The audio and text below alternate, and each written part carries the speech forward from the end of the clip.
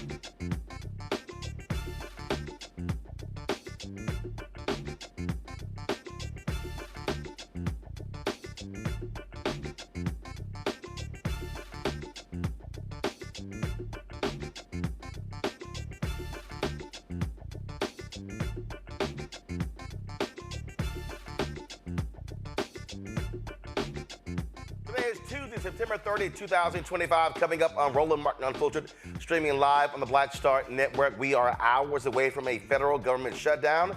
We're joined by House Democratic Leader Hakeem Jeffries to discuss what is going on Capitol Hill. Also on today's show, Defense Secretary Pete Hegseth calls all of the generals from around the world for what was essentially a stupid-ass pep rally in Virginia.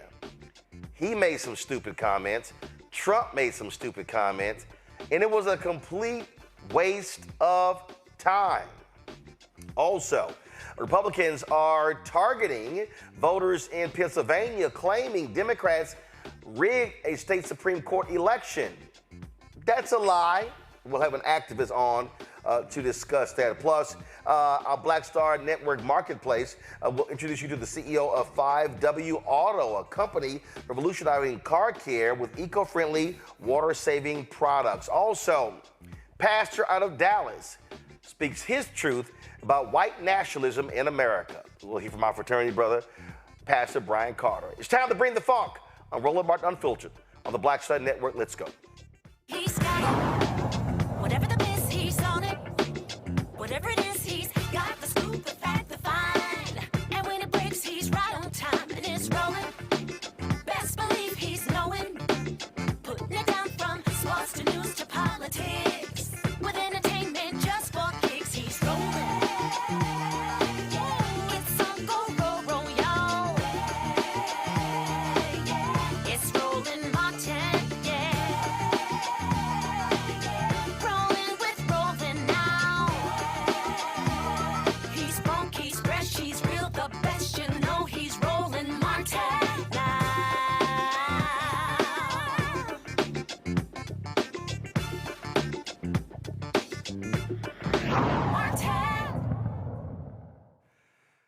We're less than 6 hours away from a federal government shutdown. Republicans continue to say that Democrats want to provide health care to undocumented workers, even though they know that's a lie because federal law actually prevents that from happening. Trump finally sat down with Democratic congressional leaders after he was complaining and chastising and criticizing them last week. And then what he's done is he's gone to his social media and acting like a spoiled, petulant child, posting silly, ridiculous, racist memes. Joining us right now is House Democratic Leader Hakeem Jeffries. Glad to have you on the show. First and foremost, again, I'm on social media. I'm on Twitter. And all I am seeing repeatedly are Republicans saying Democrats want to give illegal aliens health care. I see Eric Erickson, radio folks, members of Congress all saying that. That seems to be their driving talking point. What say you? You on mute. Do we have him? Can you hear me now? Yeah, there we go. Go ahead. All right. Good to be on with you. Republicans are lying, Roland, for exactly the reasons that you laid out. Federal law currently prohibits undocumented immigrants from being the beneficiaries of health care paid for by U.S. taxpayer dollars, period, full stop. And not a single Democrat on Capitol Hill is trying to change that law. What we have made clear is that we're willing, we're ready, we're able to try to find a bipartisan path forward in order to reach a spending agreement that actually meets the needs of the American people, that lifts up their quality of life, as opposed to hurting everyday Americans, which is what Republicans did in their one big ugly bill to try to reward their billionaire donors with massive unjustified tax breaks.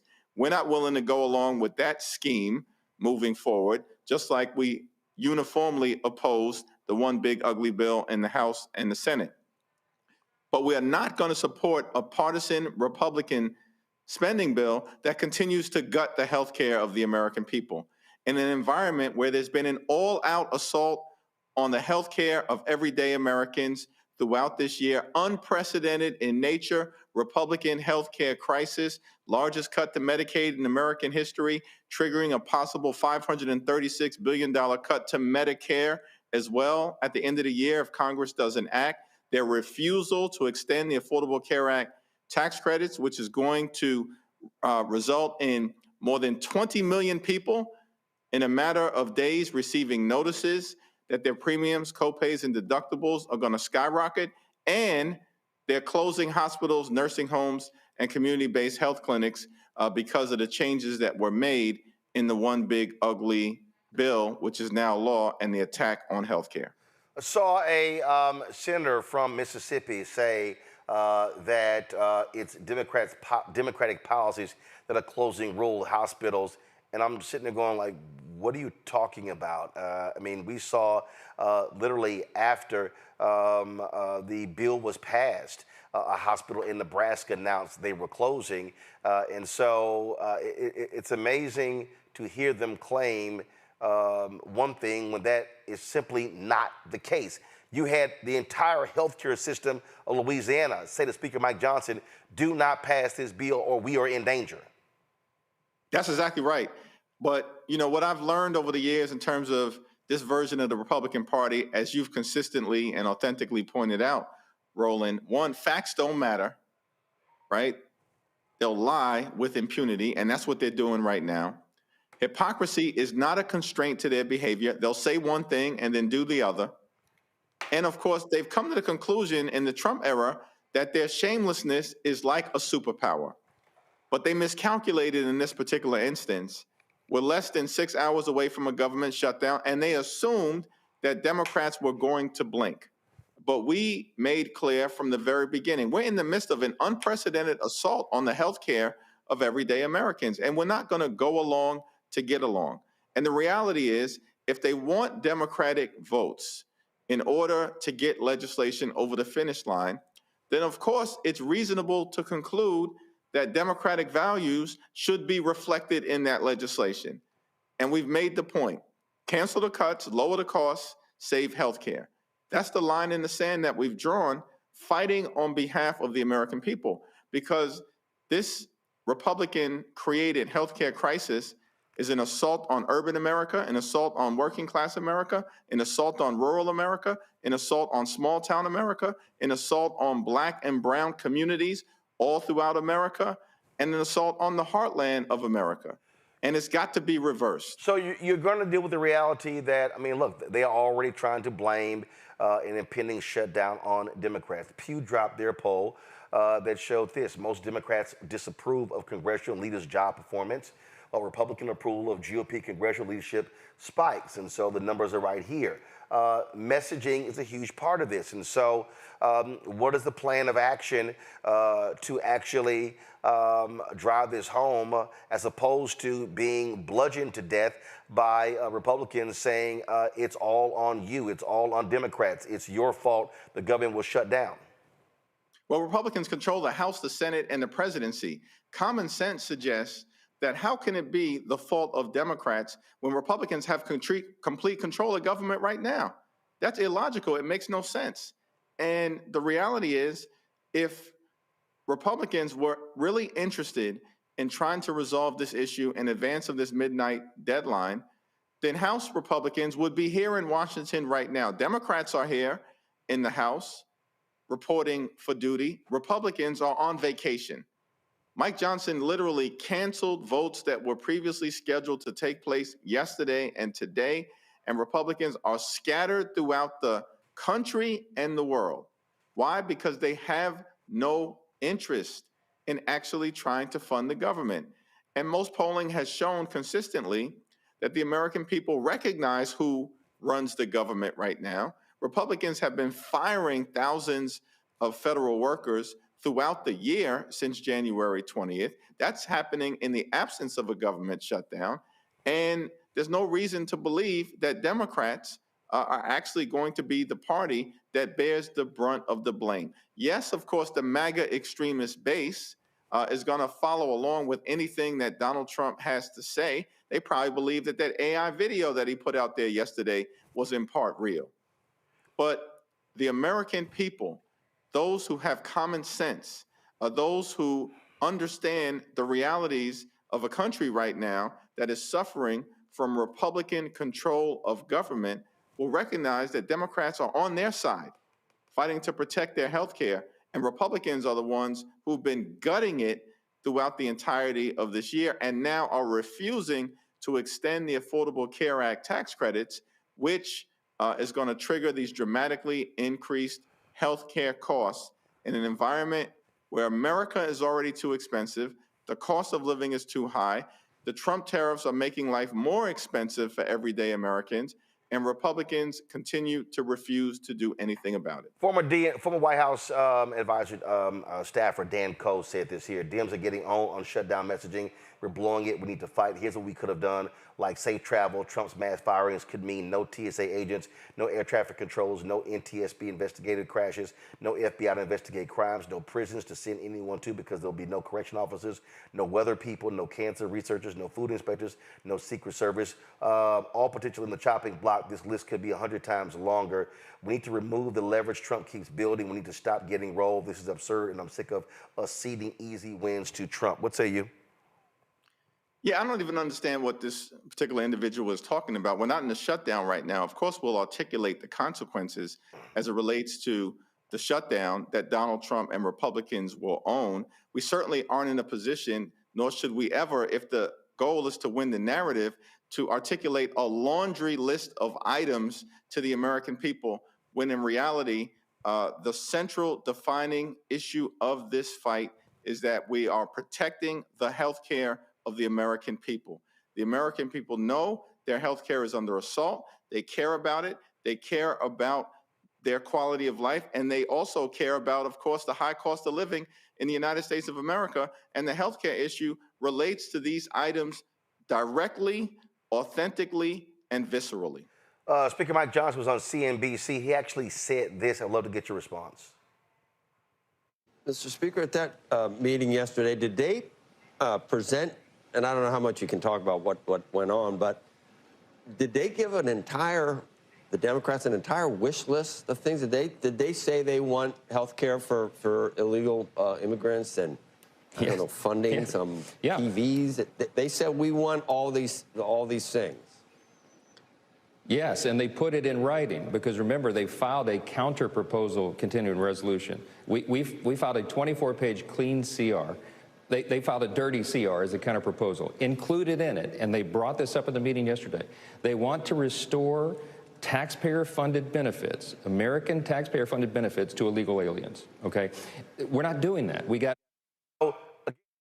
He goes on CNBC says, y'all put it in writing. Is there a document that you've seen? What is he talking about? Yeah, it's a stone cold lie. The reality is we introduced a continuing resolution to keep the government open.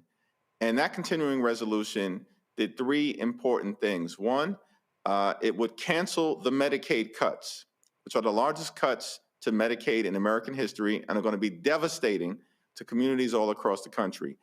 Two, we permanently extend the Affordable Care Act tax credits, which benefit working class Americans all across the country. 93% of the tax credits go to people who make $63,000 or less in the United States of America.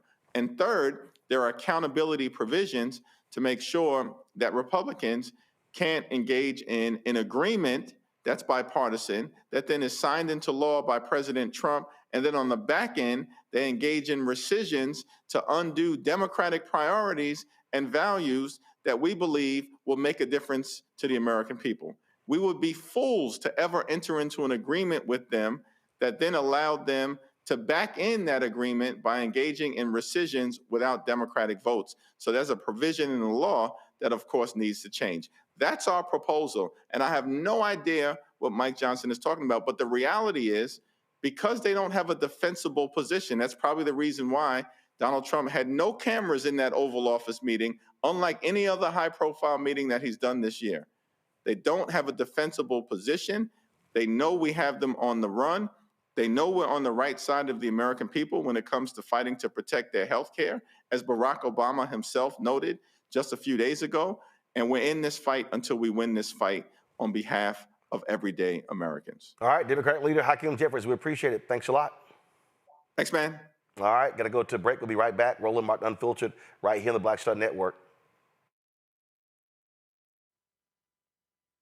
In my book, The Power to Persist, I share 8 simple yet powerful habits, a blueprint for transforming obstacles into opportunities and pressure into purpose. Just as they fueled my rise from the South Side of Chicago to a national stage. And on the Power to Persist podcast, I bring that blueprint to life.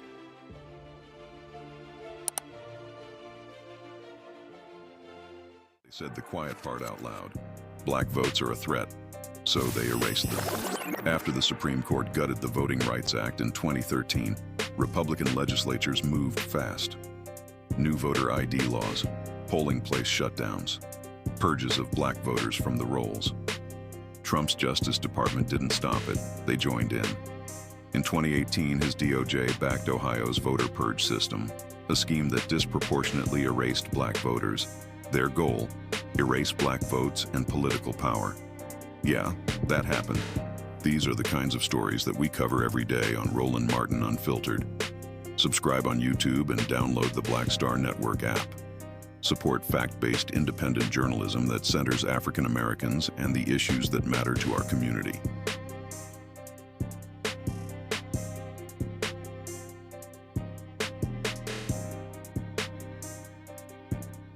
This week on The Other Side of Change. Charlie Kirk, gun violence in America, and how the nation has responded in the week since. In many ways, it's become very, very toxic, a witch hunt, really attacking anyone who's not mourning this man. What we're seeing right now is the weaponization of selective compassion, and people will so often don't say anything about the crisis of gun violence. We're going to dig into all of it, what this means for the state of gun violence and the state of free speech. You're watching The Other Side of Change only on the Black Star Network. Lil Thompson with winwithblackmen.org. You're watching Roland Martin Unfiltered.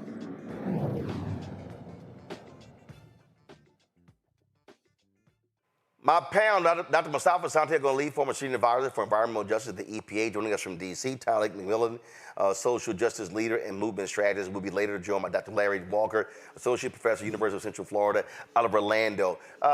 Mustafa, just your thoughts again on this impending shutdown. Everywhere on social media, everywhere, all I see is Democrats want to give health care to illegal aliens. That is the Republican talking point. Do you think Democrats have been effective in knocking that back?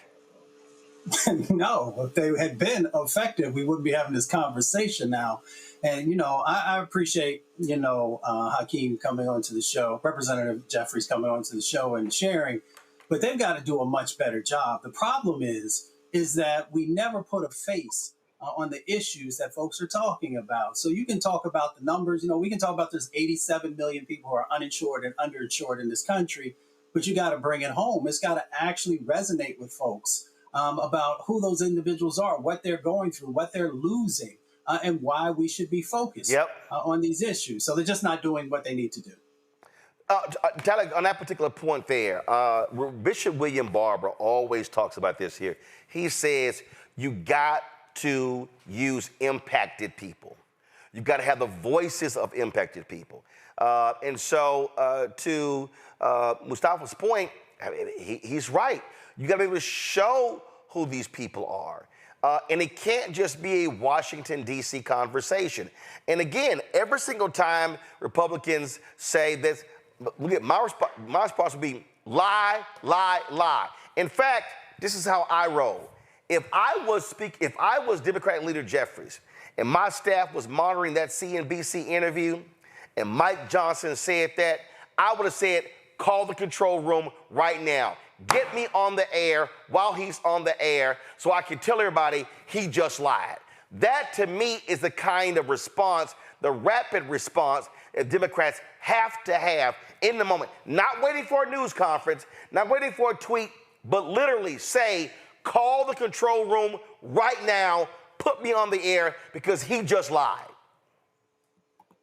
Absolutely, and I think we need some more fire behind what's happening right now, because this isn't politics. This is actual people's lives who will be affected. We need some Gavin Newsom energy, but on a whole new level of meeting them where their lives meet, and making it clear that this crisis is not a bipartisan failure, but it's a result of Republican obstruction and Trump's aligned extremism that has really affected families. And as you said before, telling the stories of those who will be impacted. So those who have to make those real life, decisions when this will impact, what families will have to face eviction notices and empty refrigerators, and knowing that families will have to lose paychecks and delayed health care and child care and housing assistance, and really making it real so that it really relates to folks and help them understand that this fight is not only in Washington, but it's connecting back into communities and how it will impact them. Sense of urgency, Larry, that's what it has to be. We need to be hearing. And again, the numbers don't lie. The polling numbers don't lie. People do not feel as if Democratic congressional leadership are meeting the moment. Yeah, I think one of the problems we talk about, Jeffries and Schumer, is that I think that there are politicians in terms of the communication style that doesn't work anymore, and it's for an age that's long gone. And so they're going to learn, they're going to have to adapt, because once again, Roland, in terms of, the Republicans, what they're proposing is not popular, but the Democrats haven't been able to articulate an agenda, a counter narrative to highlight to the American people that we're fighting on your behalf. And if they don't get it together, Roland, we got midterms coming up in a short period of time. And then a few years after that, we have the election. But once again, they don't really have to refine the communication style. And I agree with you. It is essentially, you're going to adopt the communication style as more like urban guerrilla warfare, is that you're being the aggressor when necessary to put out, to communicate to the American people what's at stake here. If you don't wake up, that, you'll lose your health care, and far more, lose your health care. It'll increase mortality rates. Once again, not being able to put food on the table. But once again, this communication style has to be more aggressive. And I agree with you. You got to be, and look, if you have to be in the studio with them as they tell some of these lies, but you've got to have people also who are out there, Roland, who are really good at communicating. And let's be clear, sometimes the Democratic Party is trying to mute those individuals, Jasmine Crockett among others, who are excellent communicators. All right, hold tight 1 second, going to a break, we come back. I can't even tell you what the hell that thing was today that the grossly unqualified white man Pete Hegseth did today with America's top generals. Total waste of money, total waste of time for what was essentially a pep rally. We'll discuss next right here on Roland Martin Unfiltered on the Black Star Network. Support the work that we do. Join our Bring the Funk fan club. You want to contribute to our show? Give via Cash App. Use the Stripe QR code. You see it right here. PayPal's R Martin Unfiltered. Venmo RM Unfiltered. Zelle Roland at RolandSMartin.com. Roland at RolandMartinUnfiltered.com. Download the Black Star Network app. Apple phone, Android phone, Apple TV, Android TV, Roku, Amazon Fire TV, Xbox One, Samsung Smart TV. We'll be right back. Next on the Black Table with me, Greg Carr. An hour of living history with Dr. Richard Mariba Kelsey, thinker, builder, author, and one of the most important and impactful elders in the African American community. He reflects on his full and rich life and shares his incomparable wisdom about our past, present, and future. African genius is saying that my uncle was a genius, my brother was a genius, my neighbor was a genius. I think we ought to drill that in ourselves and move ahead rather than believing that I got it. That's next on the Black Table, here on the Black Star Network. What's up? It's the MCEO Talib Kweli. You are checking out Roland Martin Unfiltered.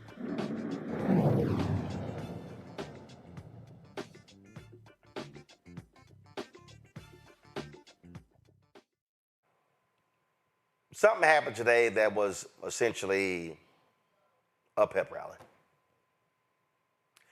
Pete Hegseth, the grossly unqualified white man picked to lead the Department of Defense, stands before a massive U.S. flag, having his Patton moment from the movie.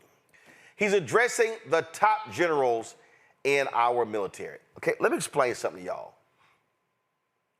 Do you understand how stupid it is to have all of America's top generals located in one place at an event that was public? Guys, it was a pep rally. It was a campaign event. And they sat there and listened to this idiot Hegseth trash retired generals, talk about grooming and overweight officers and shaving your beard. If you don't like it, you can resign. Oh, military exceptionalism, all this BS. Then the twice impeached, criminally convicted felon-in-chief, Mr. Bone Spurs, okay, who never served, he walks out there, trashes Obama, trashes Biden, before people who are sworn to uphold and protect the Constitution, individuals who are not supposed to be participating in political rallies. And that's exactly what this was. So here's this idiot Hegseth whining and complaining and bemoaning DEI.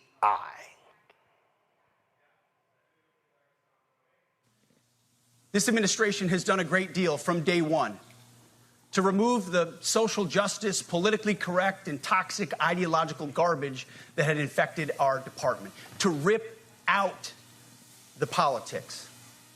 No more identity months, DEI offices, dudes in dresses. No more climate change worship.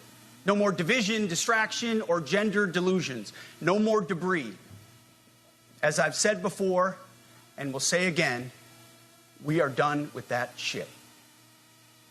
I've made it my mission to uproot the obvious distractions that made us less capable and less lethal. That said, the War Department requires the next step. Underneath the woke garbage is a deeper problem, and a more important problem that we are fixing and fixing fast. Common sense is back at the White House, so making the necessary changes is actually pretty straightforward. One leader said in the Politico story, we could have did this in an email. Do y'all understand how much money it costs to fly in the top generals from all across the world to listen to a 90-minute, 2-hour, whatever the hell that was? Here's this idiot Donald Trump.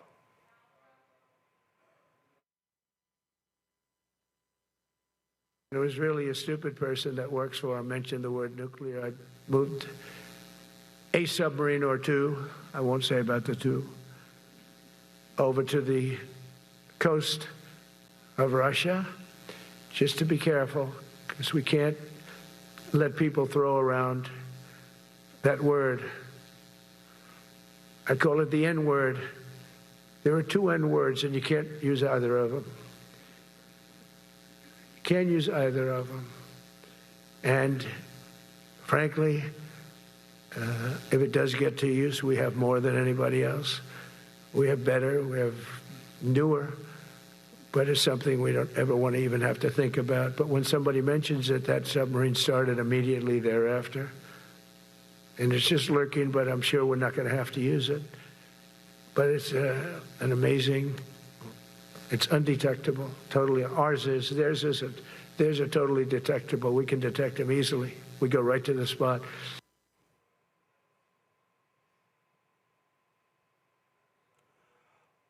What the hell is he talking about? Retired Lieutenant Colonel Cleo Davis joins us right now, the U.S. Army. Her memoir is Forged in Battle, African-American Officers Serving in the United States Army. Glad to have you here.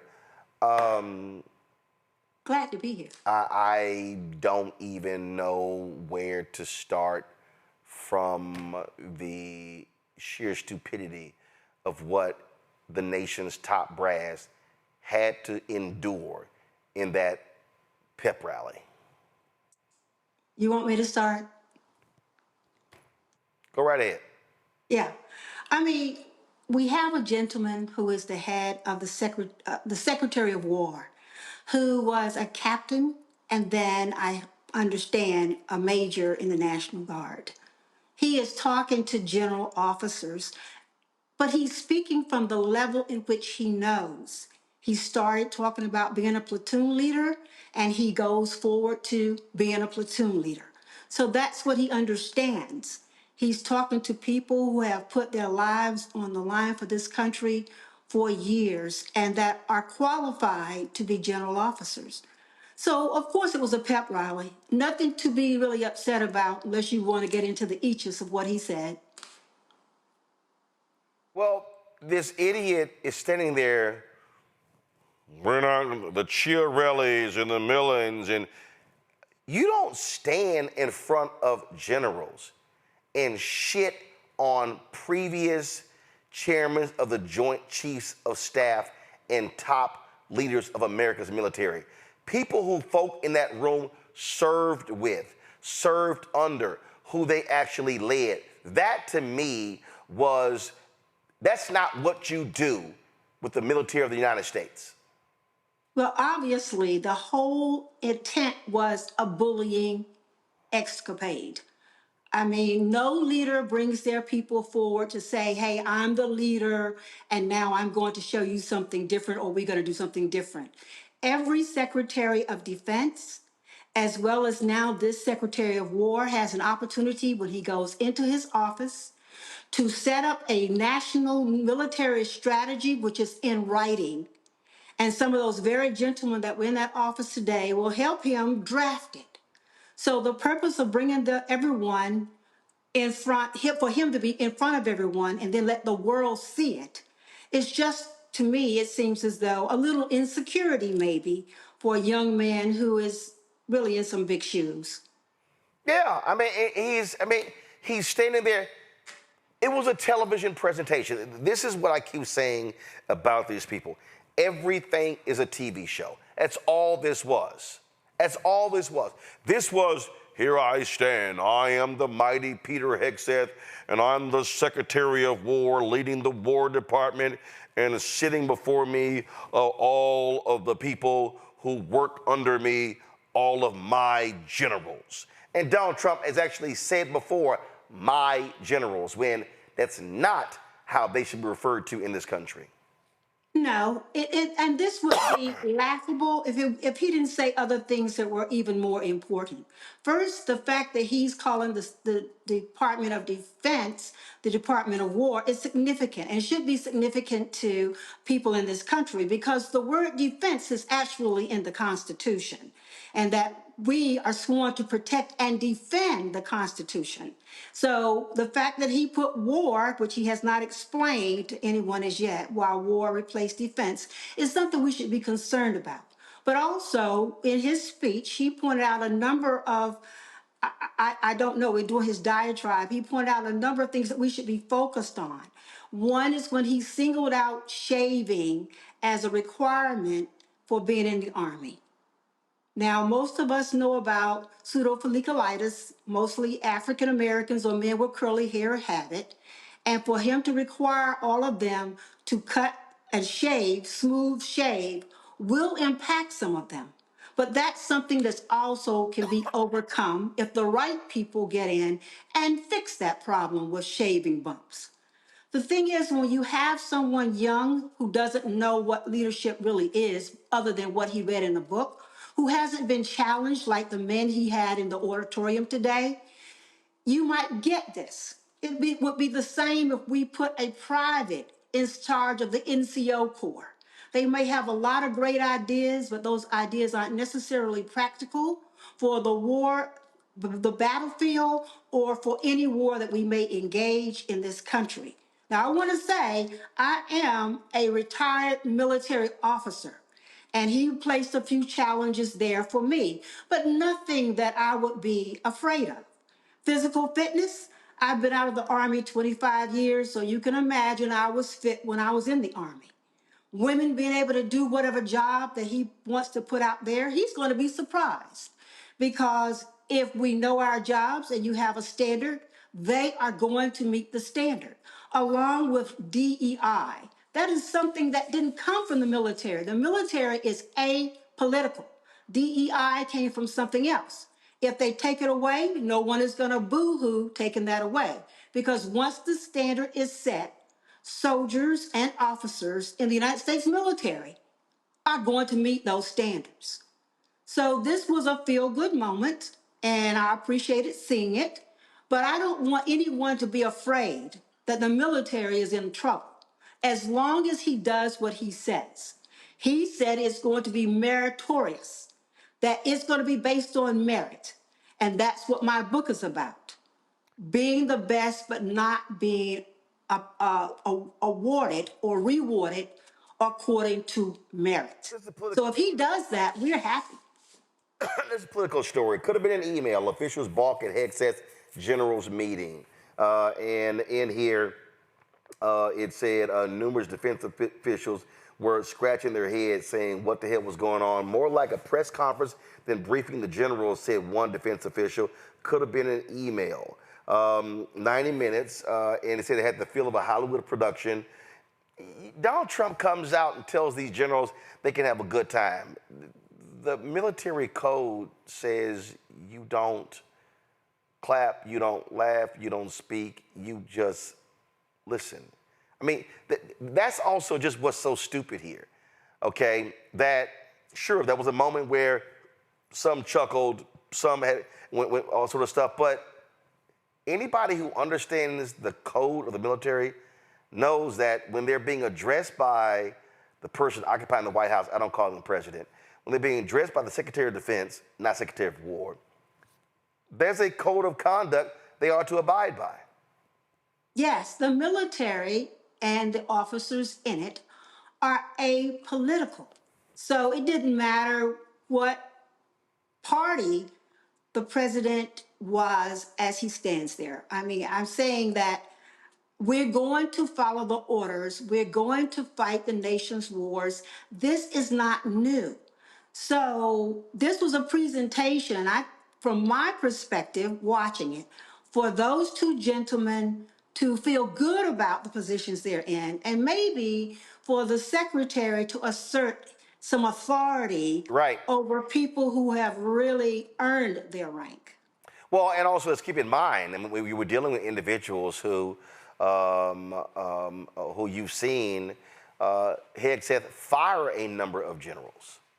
And they've removed a lot of folks who have been in the chain of command because they want absolute loyalists and not people, they want loyalists to Trump, not people who are loyal to the Constitution. Now that's going to be, he's going to have to do a lot of picking to make that happen. I mean, what he did as far as removing the senior generals, I don't know exactly what his thought process was. He had none. To us, he had none. But to us, it appears that he was removing people because of not their qualifications, not because of their merit, but because he wanted a gender neutral, race neutral leadership. That's what it appears to be. And that's just my opinion.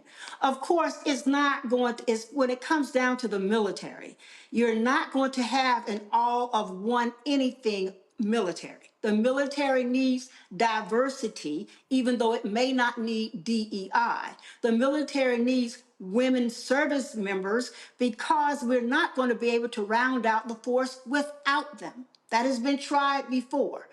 The people that are in the military that join as privates, that come in as lieutenants, are not getting any special privileges.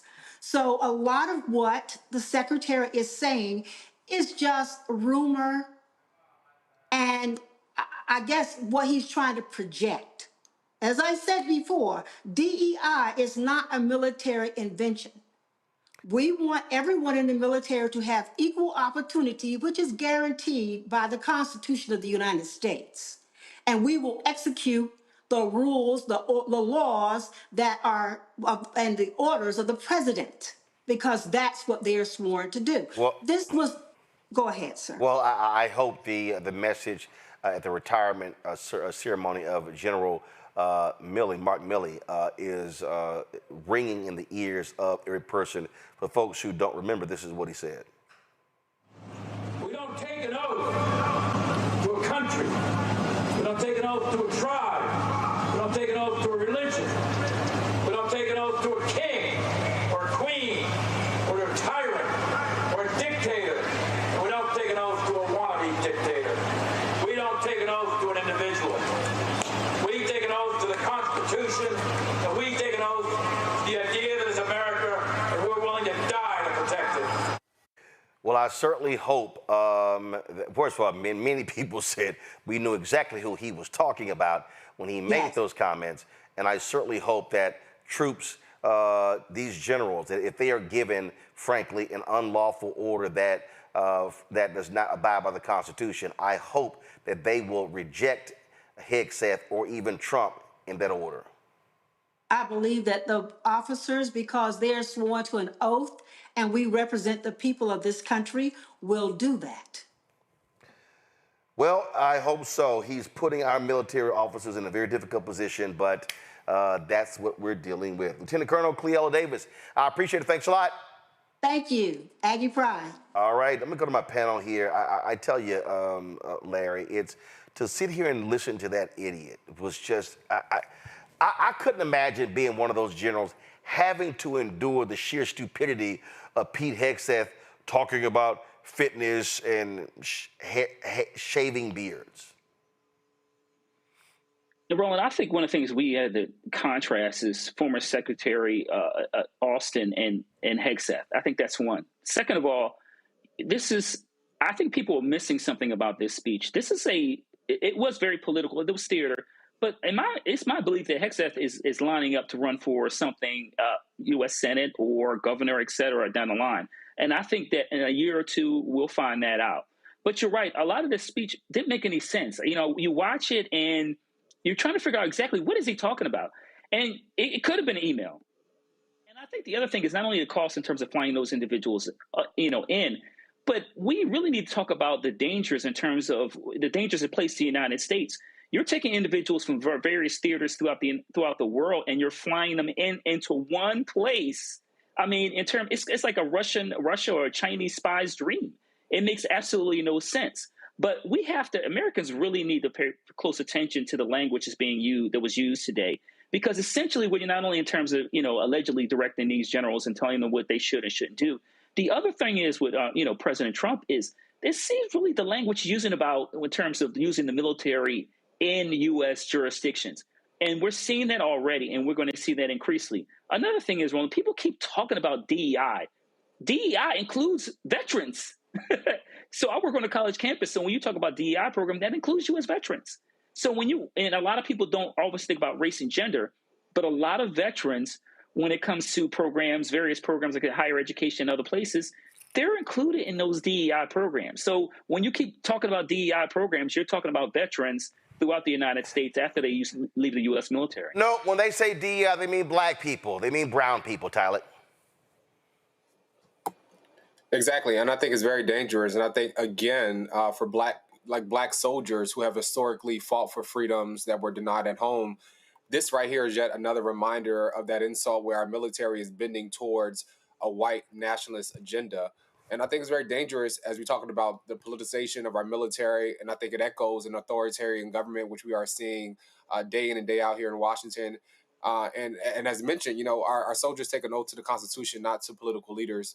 And for even him to say that we are removing anything social justice, I think it's not just rhetoric. It demands that our armed forces abandon the very values that they swear to uphold. Mustafa. I mean, for those of us who are students of history, authoritarian leaders have always needed theater to be able to garner the support of folks. So we just need to be clear. All you got to do is go back and take a look at Mussolini. You can look at Hitler. You can look at a number of folks throughout history who are now labeled as authoritarian leaders and how they used certain moments to be able to, one, show that they had power, two, to get people in a line, and three, to continue to feed sort of the rhetoric that would become commonplace in many of the societies that began to allow the erosion or the erasure of rights. So, we just need to be mindful of how history has played out and make sure that we are also paying attention to this moment and seeing if there are some things that kind of line up together. Of course, Vice President Kamala Harris told people this was going to happen, how Trump was going to act and behave, and she reiterated that on Saturday night when she accepted her award from the Congressional Black Caucus Foundation, ALC. Here is what she had to say when she picked up her Phoenix Award. Good evening, everyone. Let me thank CBCF Foundation Chair, Congresswoman Terry Sewell, for that beautiful introduction. And I thank CBC Chair, Congresswoman Yvette Clarke, and all of the CBC members, all of the award winners, and everyone gathered here for your long-standing leadership and support. As a former, and I consider myself lifetime member of CBC, I am deeply honored to receive this award. For more than half a century, the CBC has not only been the conscience of the Congress, but a conscience of America, fighting for opportunity, for equality, and for freedom. With your help, 75 million Americans stood with us last year on behalf of a stronger America. Stood with a belief in the promise of America. And today the CBC, in the tradition of its founders, confronts an unprecedented but not unfamiliar threat to that promise. The United States Congress has equal power to the executive branch in our constitutional government.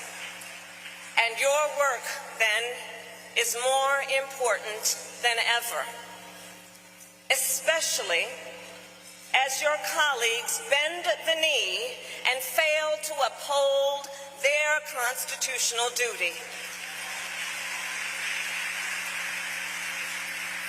With each day, we are witnessing a president who has lined his own pockets and those of the super rich while he raises tariffs on the backs of working people, cuts SNAP and Medicaid, ignores science, ends the war on cancer, and deploys the United States military to the streets of America. And let us be clear, we predicted all that. But CBC, what I did not predict was the capitulation. The universities, law firms, media corporations, the titans of industry who have been so quick to kneel before a tyrant.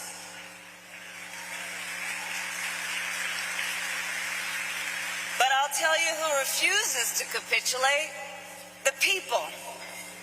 When a president with a fragile ego couldn't take a joke and brought down the weight of the federal government to silence the voice of a citizen, folks spoke with their pocketbooks this week, and Jimmy Kimmel is now back on the air.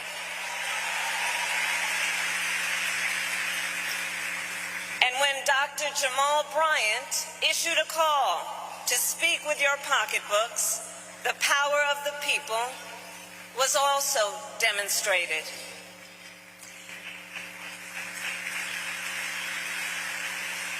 A time such as this demands that the leaders in this room remind the people of their power. Speak truth and speak with courage, even when you don't have all the answers. A time such as this demands that we win the midterms and enforce checks and balances on this unchecked, incompetent, unhinged president.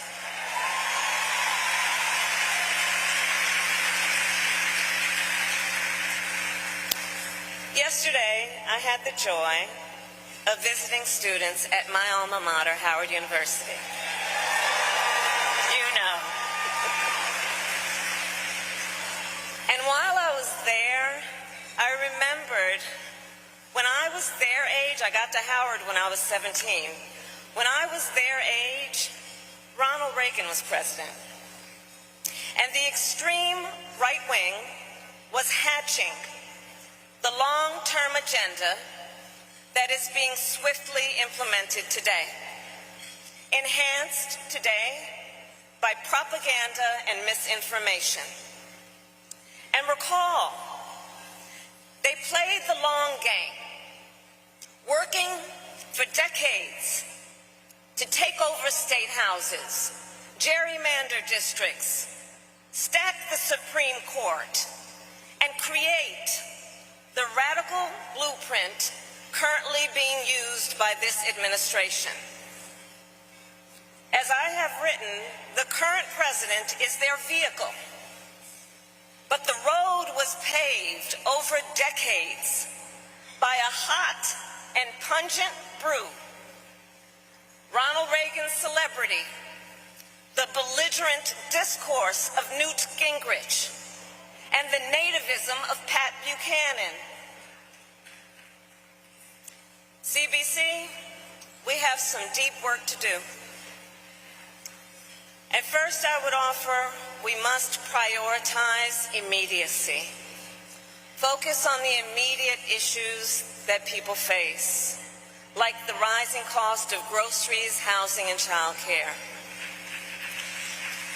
Second, we cannot allow them to gaslight us by suggesting that the powerless and not the powerful are responsible for our predicament. And finally, please let's get over the savior complex, which suggests one individual can save us. Come on. Because Democrats, we have so many stars. We have so many stars, and many of them are in this room right now. You are the leaders who are up for the fight. You are leaders who have courage. You are leaders who speak truth. Leaders who know that at a time such as this, it demands one thing for sure. We must fight fire with fire. So CBC, let's get to work. Thank you. The point she makes there, Mustafa, I think is a critical one. That is, it is a call. It is a charge. What needs to happen, and to understand that what we are looking at 2 blocks from where we sit right now is an individual who is a grave threat, an individual and a party that is a grave threat to the future of Black America.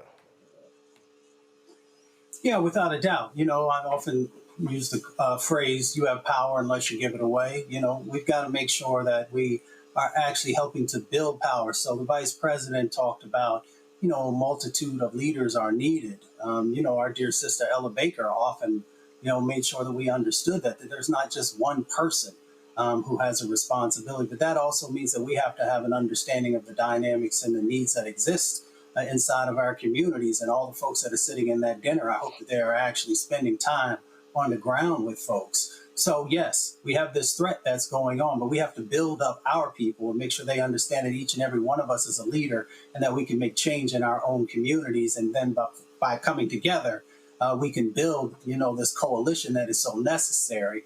But often we don't want to spread the power around. So I think that has to be a part of addressing what's going on by the person who's now sitting in the White House and who are the folks who are running these agencies. So we have the opportunity. We just got to make sure that we're taking advantage of it. Tyler?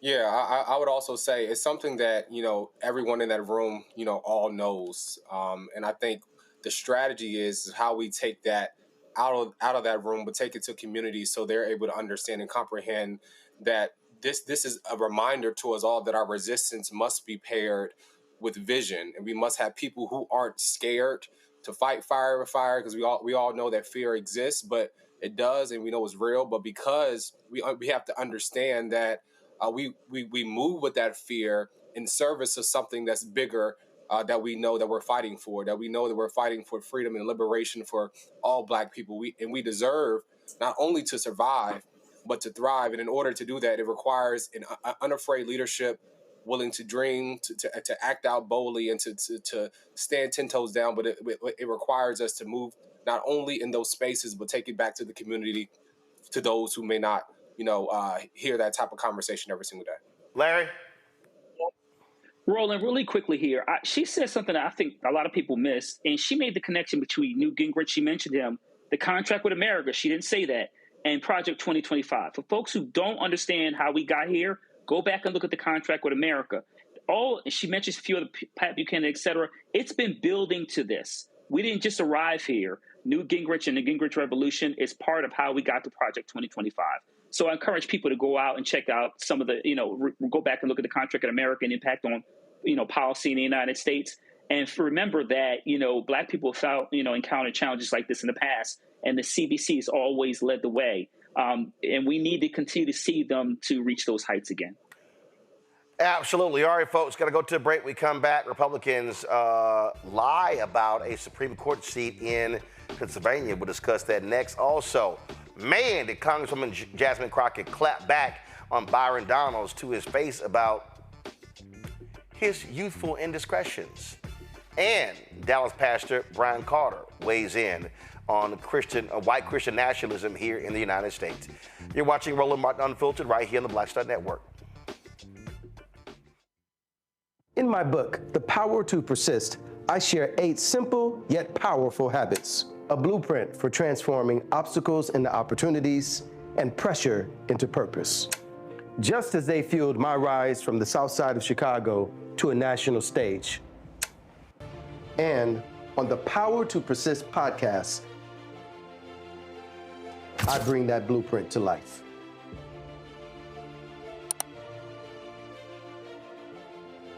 On the next Get Wealthy with me, Deborah Owens, America's Wealth Coach, we talk about the principles of mindset, strategy, and execution. This week, we're adding a fourth, faith. You're going to hear from a mother and daughter duo who are helping thousands of Black women build wealth, all through their faith. You are more than you can ever imagine. Not just obtaining things to show that, but seeing yourself. Making your faith work for you. That's right here on Get Wealthy, only on Black Star Network.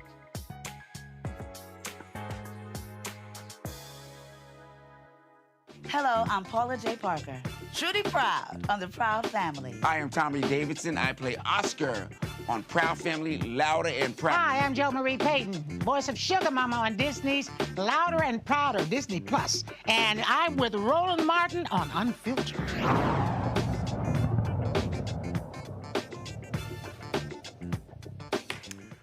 Well, GOP Political Action Committee in Pennsylvania are sending out mailers claiming that state Supreme Court justices in that state illegally gerrymandered districts to help Democrats win. That's not quite what their role is. The postcard sent by the Commonwealth Leaders Fund, a political action committee tied to Pennsylvania's richest man, Jeffrey Yazd, features a map with oddly shaped districts circled in red. It's one of several recent mailers and digital ads that have sparked outrage among Democrats who call it a deceptive tactic in this year's high-stakes judicial elections. Now, the map pictured, y'all, do y'all have the map? Okay, all right, fine. The map pictured wasn't drawn by the state Supreme Court.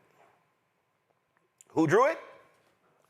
Republican legislators. Yeah. Now, the maps were struck down by the state Supreme Court, calling it an unconstitutional gerrymander. But you see how they're trying to play the game. Joining us right now, Nydia Graves, lead Democrat leader for One Pennsylvania, a civic organization. Glad to have you here. So here's the thing that's crazy, and people need to understand why this matters. Because Republicans have been pissed off as the Pennsylvania State Supreme Court has ruled against their shameful antics for the last several years, including the 2020 election, when Trump still complains that he felt that the state Supreme Court just created law when we were in the middle of COVID. Hi, how are you? Great. Great. So, yeah, I just want to kind of set the stage because I know a lot of people aren't in Pennsylvania. Jeffrey S. is a Pennsylvanian. He's actually an out-of-state billionaire, but currently resides in Pennsylvania. He is a Wall Street billionaire, and he lives a little bit outside of Philadelphia. He's increased his wealth by about 400% since COVID, and he's now worth $65 billion. He is a major investor in TikTok and a member of Trump's inner billionaire circle, advocating to defund public schools and pushing a far-right agenda. I think it's important to know he's a TikTok investor because we used to hear Donald Trump talk a lot about shutting down TikTok, and now we don't hear anything about that. And I think that's attributed to a meeting between Trump and Jeffrey S. Yeah, I mean, Trump hated TikTok until Yazd said, hey, I want to buy it. He's like, hey, TikTok is all something great. But what they're doing is, again, they want to try, they need to lie in order to get people fired up. So they want to pin the blame on the maps on Democrats, but it was Republicans. Yes, that has been really intense to see because Jeffrey S. is using dark money groups to influence PA's Supreme Court election and precisely to do things like have the courts gerrymandered to grab more power for Republicans. So his latest front is called Citizens for Term Limits, and it's structured so that the public can't really see how many millions that he's pumping in to the Supreme Court race. And this is exactly how billionaires like Jeffrey S. and even Elon Musk rig the system. They hide their spending behind these political action committees and use their wealth to drown out the voices of everyday voters. So we have these mailers coming in from the Commonwealth Leaders Fund. And they have maps which are a lie. The maps that's showing on the mailers are the maps that the Republicans actually drew out and proposed in 2018 that got struck down by this Supreme Court. The Supreme Court has really had freedom for Pennsylvanians in mind, and the congressional districts that we got out of that was a lot more fair. I'm from a small town in Pennsylvania called Coatesville, Pennsylvania. It's in the middle of Chester County, and it's a Black neighborhood in the richest county in Pennsylvania. And you can see on the gerrymandered map prior to 2018, you can see Coatesville and South Coatesville intentionally taking out of Chester County's congressional district and put into Amish country to limit the power of the Black voters in this small Pennsylvania town. This is a map that the Republicans drew, that the Supreme Court has corrected and upheld fairer maps. Now we have fair representation in Chester County and throughout Pennsylvania because of the Supreme Court's call to fairness. How is the Supreme Court race playing? First of all, for people, when is the election? Is it this November or is it 26? No, the Supreme Court election is Tuesday, November 4th, and the polls are open. And how many seats are up? There are 3 retention seats. So the Supreme Court retention is a yes or no vote, and it's a nonpartisan vote. So it's not like a traditional vote for a Democrat or Republican. It's not listed, but the 3 Supreme Court justices are Democrats that are up for retention. And it's a simple vote, yes or no. And so that is going to likely be on the back of your ballot in Pennsylvania because they can sometimes get buried in the ballot. So it's important to vote yes because there's 7 people on the PA Supreme Court. And even if one of these Supreme Court justices lose their seat, it could throw off the balance of power in Pennsylvania's court system. And we've had a very fair court so far. They've done things like protect the right to unionize, protect tenants, and protect workers. And so we definitely have had a fair Supreme Court, and they've been our last line of defense against our United States Supreme Court. So we call it SCOPA here, and we say not to be confused with SCOTUS, so people can understand when we talk about the PA Supreme Court versus the U.S. Supreme Court. Are you seeing high engagement among African Americans regarding the state Supreme Court races? Typically, people aren't very involved in judicial races in general. We anticipated, because Jeffrey had put a lot of money into the 2023 Supreme Court race, that there would be a high influx of spending. And so an organization like mine, One Pennsylvania, has been going to our chapter meetings and talking to people about the Supreme Court race. We also have organized a block by block program where people talk to their neighbors about elections. And so we've been talking to people at their doors about the Supreme Court race because it's just that important to us. All right, then. Well, we certainly hope folks do get engaged and understand that keeping Republicans from controlling state Supreme Court are so important because, again, we've seen what happened in Wisconsin, Ohio, North Carolina, how when Republicans have controlled the state Supreme Court, Texas as well, they have ruled against the interests of Black people.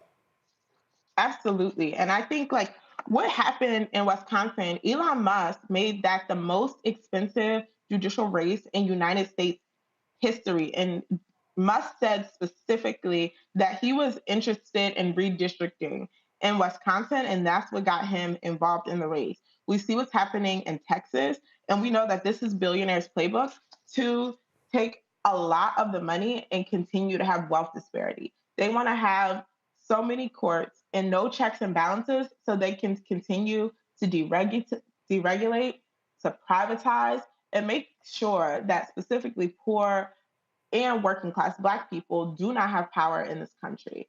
This is a specific playbook that comes out of the Reagan era. All right. Well, we appreciate it. Keep up the good work. Thanks a lot. Thank you so much. All right, folks. Got to go to break. We come back. The Crockett Chronicles. Man, Congresswoman Jasmine Crockett, let's just say she just smacked the help Byron Donalds. Wait till I show y'all. You're watching Roland Martin Unfiltered on the Black Star Network. This week on The Other Side of Change. Charlie Kirk, gun violence in America, and how the nation has responded in the week since. In many ways, it's become very, very toxic, a witch hunt, really attacking anyone who's not mourning this man. What we're seeing right now is the weaponization of selective compassion and people who so often don't say anything about the crisis of gun violence. We're going to dig into all of it, what this means for the state of gun violence and the state of free speech. You're watching The Other Side of Change only on the Black Star Network. Hello, I'm Isaac Hayes III, founder and CEO of Fanbase, and I'm here with a very important message. We are at a turning point in the Black community where we must have equity in the apps we use that scale to billions of dollars. But this time, we own the infrastructure, we own the culture, and we shape the future. And Fanbase is the future. Fanbase combines the free functionality of Instagram, TikTok, and YouTube into an all-in-one platform built for the evolution of social media and monetization.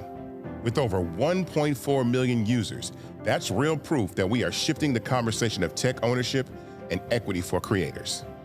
So right now, I want you to go to startengine.com/fanbase and invest today. The minimum to invest is $399. That gets you 60 shares of stock in Fanbase at $665 a share. This marks a turning point in Black ownership of social media. If we don't take this opportunity to own social media right now, we will always be customers to our own creations. And that can't go on. So once again, go to startengine.com/fanbase and invest today. We must own the platforms where our voices live, our stories matter, and where our culture drives the world. Thank you. This is Tamala Mann. And this is David Mann. And you're watching Roland Martin Unfiltered.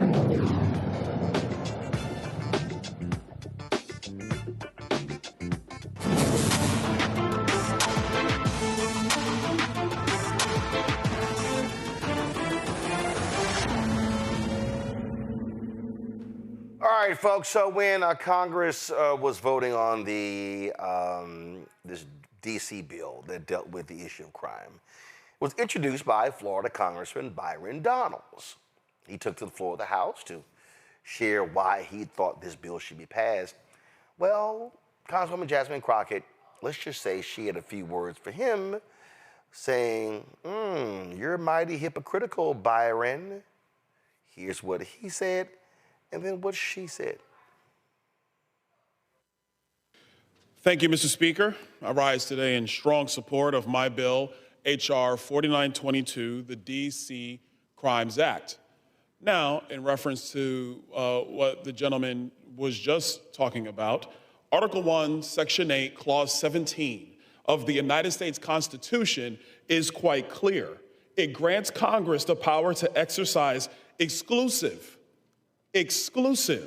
jurisdiction over the federal district, which all Americans know now is Washington, D.C., and it is the nation's capital. That is in the Constitution that was ratified by the several states.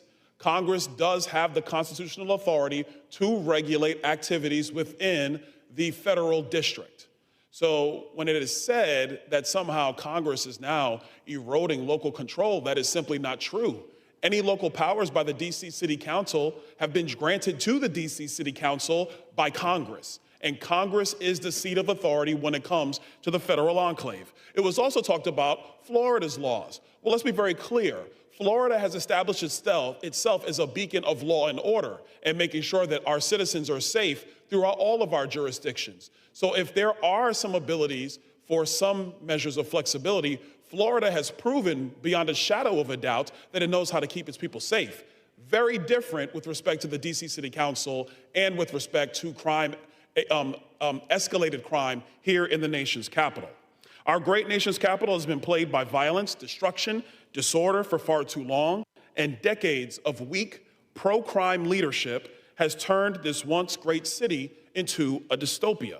I would remind my colleagues on the other side of the aisle that some of their colleagues have been victimized by the crime here in Washington, D.C.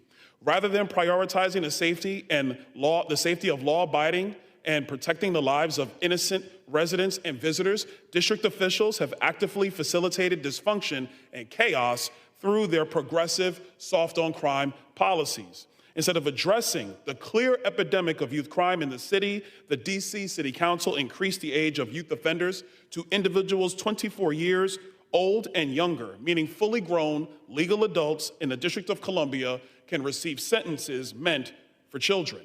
This is simply insane. And that is why I introduced the DC Crimes Act, which lowers the definition of youth from under the age of 25 to under the age of 18, removes the ability of judges to sentence youth offenders below mandatory minimum guidelines, and requires the DC Attorney General to establish a public website containing much needed statistics on juvenile crime in DC. The Trump administration's efforts have shown that lawlessness is a choice. And it is time for Congress to step up, adhere to our constitutional duty, and firmly address crime in the nation's capital. For the citizens of DC, I would say, we wish your council did this the right way, but they did not, and we will act. I yield back the balance of my time. As I sat and listened to the beginning of this debate, my heart simply broke. And many people know me for being able to do alliterations, and all I could think about was amnesia allows adolescent accountability avoidance agility from across the aisle. So work with me for a second. Imagine being a young man born to Jamaican and Panamanian parents who messed up not once but twice. Imagine standing in front of a judge with your whole future hanging in the balance, and instead of prison, you are given a promise of mercy. Your record gets wiped clean. You get a second chance at life. Now imagine taking that promise and turning it into promotion. You go to college, you get a job, and even become a member of Congress. That's what redemption looks like. That's what America is supposed to be about. And that is exactly the story of the next wannabe governor from Florida. As a young man, he went through pretrial diversion for misdemeanor marijuana possession. As an adult, yet younger than 24, he was charged with and ultimately placed on probation for felony bribery charges, which ultimately were 2 expunged. He was given a 3rd chance, and now he's the face of a bill that would not afford young people in Washington, D.C. the same opportunities afforded to him. Let me be real. If he had grown up under Donald Trump's America or under the very D.C. crime bill he's pushing today, he wouldn't be standing here as a member of Congress. He'd still be living with the weight of those charges. So let's call this what it is, opportunities for me, but not for thee. He climbed the ladder of redemption, and now he's yanking it right up from the D.C. youth. See, most of us were taught to lift as you climb, but clearly some have forgotten to lift as they climb, and now they are committed to telling the next generation to pull themselves up by their bootstraps. I will not sit quiet while a man who was saved by grace turns around and tries to snatch grace away from others. If we're going to be real about crime, about communities, time about... has expired. I'd like to yield for an additional minute, please. The gentlewoman is recognized. About second chances and even 3rd chances, then it needs to start with us looking in the mirror and remembering that even the author of this bill has a story too before he tries to lecture DC on safety. And it would be complete hypocrisy to have, hypothetically, someone convicted of 34 felonies to lecture DC on what to do with youthful offenders who have been scientifically shown not to have fully developed brains under the age of 25. Especially if said multi-count convicted felon was in his 70s when he was convicted. What would be his excuse? Because his brain would be fully developed, and with that, I will yield back.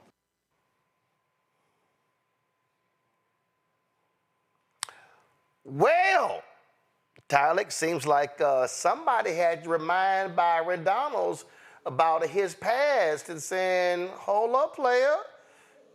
If you didn't have any mercy, your ass wouldn't be standing here kissing Trump's ass in the House.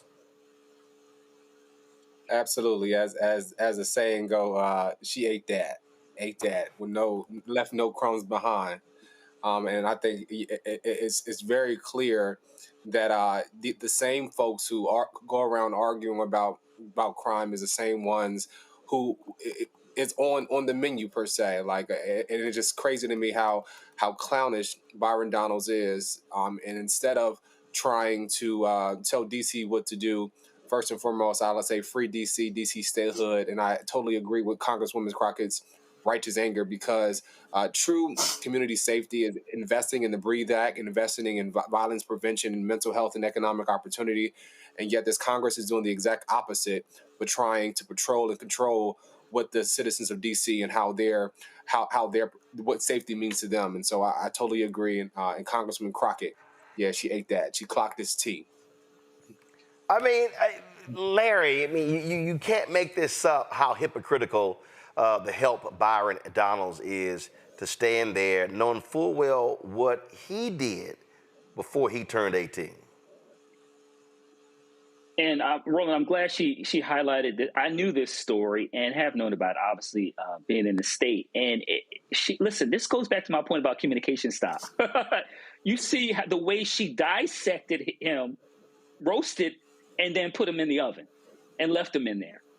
And so, yeah, it's hypocritical. I'm a former Washingtonian. You know, I've talked about it before, and my heart aches for the young black males that if this becomes law, are they going to suffer and never have the opportunity for first and second chances? Roland, let me highlight, you just heard Hegseth earlier talk about giving grown men who make mistakes in the armed services and making sure that doesn't follow from the rest of their career. But they are not interested in extending that same kind of grace to young black and brown males and females in Washington, D.C., which is hypocritical. You know, it's just, Mustafa, I mean, these folks are amazing. And for him to stand there and talk about how proud he is of his bill and, okay, first of all, you know what? In case the folks missed it, let's just hear Crockett lay out again exactly the nefarious activities Byron Donalds was engaged in before he was 18. As I sat and listened to the beginning of this debate, my heart simply broke. And many people know me for being able to do alliterations, and all I could think about was amnesia allows adolescent accountability avoidance agility from across the aisle. So work with me for a second. Imagine being a young man born to Jamaican and Panamanian parents who messed up not once but twice. Imagine standing in front of a judge with your whole future hanging in the balance, and instead of prison, you are given a promise of mercy. Your record gets wiped clean. You get a second chance at life. Now imagine taking that promise and turning it into promotion.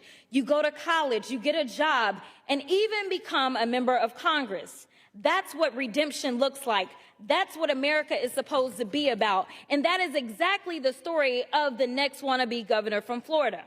As a young man, he went through pretrial diversion for misdemeanor marijuana possession. As an adult, yet younger than 24, he was charged with and ultimately placed on probation for felony bribery charges, which ultimately were 2 expunged. He was given a 3rd chance, and now he's the face of a bill that would not afford young people in Washington, D.C. the same opportunities afforded to him.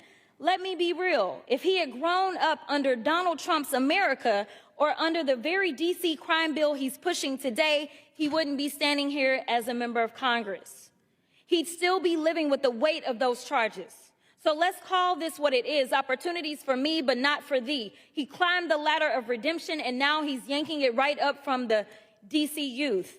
See, most of us were taught to lift as you climb, but clearly some have forgotten to lift as they climb, and now they are committed to telling the next generation to pull themselves up by their bootstraps. I will not sit quiet while a man who was saved by grace turns around and tries to snatch grace away from others. If we're going to be real about crime, about communities, time about... has expired. I'd like to yield for an additional minute, please.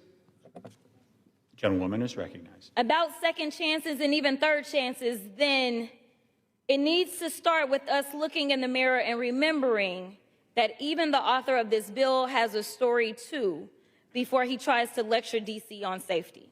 And it would be complete hypocrisy to have, hypothetically, someone convicted of 34 felonies to lecture D.C. on what to do with youthful offenders who have been scientifically shown not to have fully developed brains under the age of 25. especially if said multi-count convicted felon was in his 70s when he was convicted? What would be his excuse? Because his brain would be fully developed. And with that, I will yield back. Mustafa. What do you say to that? I guess we start with, skin folk and kinfolk. You know, kinfolk actually focus on how do we help to heal our community? How do we make sure that our community has the resources they need, especially young people, to navigate all the challenges that are placed in front of them? Skin folk forget where they come from. Skin folk also stand up in front of America and lie to America. They forget the fact that they come from a state that is in the top 20 for murders. They forget that they also had 1,066 murders in the last statistics that we have in front of us, and they had 30 mass shootings. So kinfolk love our community. They do everything in their ability to make sure that we have what we need to move from surviving to thriving, while skinfolk just want to be able to fill their pockets and to get a little bit of the master's power. And that's why I call these blackface MAGA folks the help. All right, going to break. When we come back, Pastor Brian Carter, Concord Baptist Church in Dallas, talks about white Christian nationalism. But I'm also remind y'all what this crazy-ass white pastor said a couple years ago in Texas about slavery. You need to understand how crazy these people are. You're watching Roland Martin Unfiltered on the Black Star Network. Support the work that we do. Join our Bring the Funk fan club. You want to contribute via Cash App. Use the Stripe QR code. See it bottom left-hand corner. Also, that's for credit cards as well. PayPal's R Martin Unfiltered. Venmo's RM Unfiltered. Zelle, Roland at RolandSMartin.com. Roland at RolandMartinUnfiltered.com. Of course, check some money orders. Make a payable to Roland Martin Unfiltered. P.O. Box 57196, Washington, D.C. 2003 7-0196. Back in a moment. Said the quiet part out loud. Black votes are a threat, so they erased them. After the Supreme Court gutted the Voting Rights Act in 2013, Republican legislatures moved fast. New voter ID laws, polling place shutdowns, purges of black voters from the rolls. Trump's Justice Department didn't stop it, they joined in. In 2018, his DOJ backed Ohio's voter purge system, a scheme that disproportionately erased black voters. Their goal, erase black votes and political power. Yeah, that happened. These are the kinds of stories that we cover every day on Roland Martin Unfiltered. Subscribe on YouTube and download the Black Star Network app. Support fact-based independent journalism that centers African Americans and the issues that matter to our community.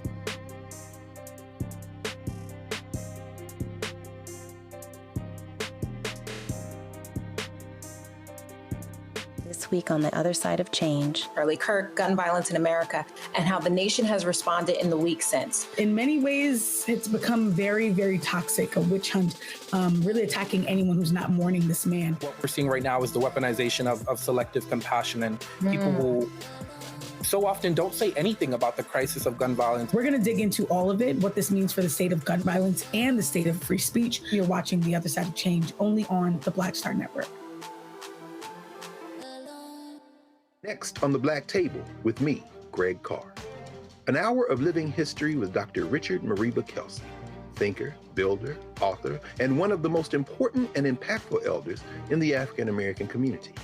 He reflects on his full and rich life and shares his incomparable wisdom about our past, present, and future. African genius is saying that my uncle was a genius, my brother was a genius, my neighbor was a genius. I think we ought to drill that in ourselves and move ahead rather than believing that I got it. That's next on the Black Table, here on the Black Star Network. This week on A Balanced Life with Dr. Jackie, we're kicking off our series on Entrepreneur's Journey, Putting in the Work. Join us on this week's episode as we talk about what does it mean to start your business and get into a career that really means something to you. It was uncertain was I was going to make it or fail, but I was determined to show up every single day and to keep pushing. You know, if you help enough people get what they want, you will get what you want. That's this week on A Balanced Life with Dr. Jackie here on Black Star Network. Hi, my name is Freddie Ricks. I'm from Houston, Texas. My name is Sharon Williams. I'm from Dallas, Texas. Right now, I'm rolling with Roland Martin, unfiltered, uncut, unplugged, and undamn believable. You hear me?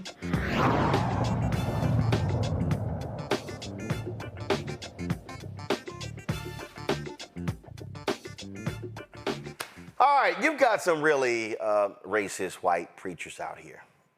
And they can run around, they can talk about how Charlie Kirk loved Jesus Christ and all that sort of stuff, but he made a lot of racist comments, and these things happen. So what I'm about to show you took place a couple of years ago. So this white man, his name is Mike Keller, and he was delivering a sermon that was pretty crazy. He was speaking at Fair Park Baptist Church. Y'all got down here. Where's Fair Park? That y'all don't have the city and state in here, which I don't understand why. So I need y'all to find that and tell me, so we tell people where this is. Fair Park Baptist Church. He was a guest speaker, and this is what he had to say. This is how you change America, okay? In my humble opinion. Hey, think about it. 150 years ago, or 200 years ago, when the blacks were slaves, did they ever go to Washington, D.C. and have a rally 200 years ago to protest against slavery? Did they? No. What did they do? Well, a lot of good people in the plantations would say, hey, it's wintertime. Let us help build a church for you, dear folks. And they loved them and taught them how to read so they can read the Bible. And here's what the blacks did about 150 years ago. They humbled themselves. They prayed.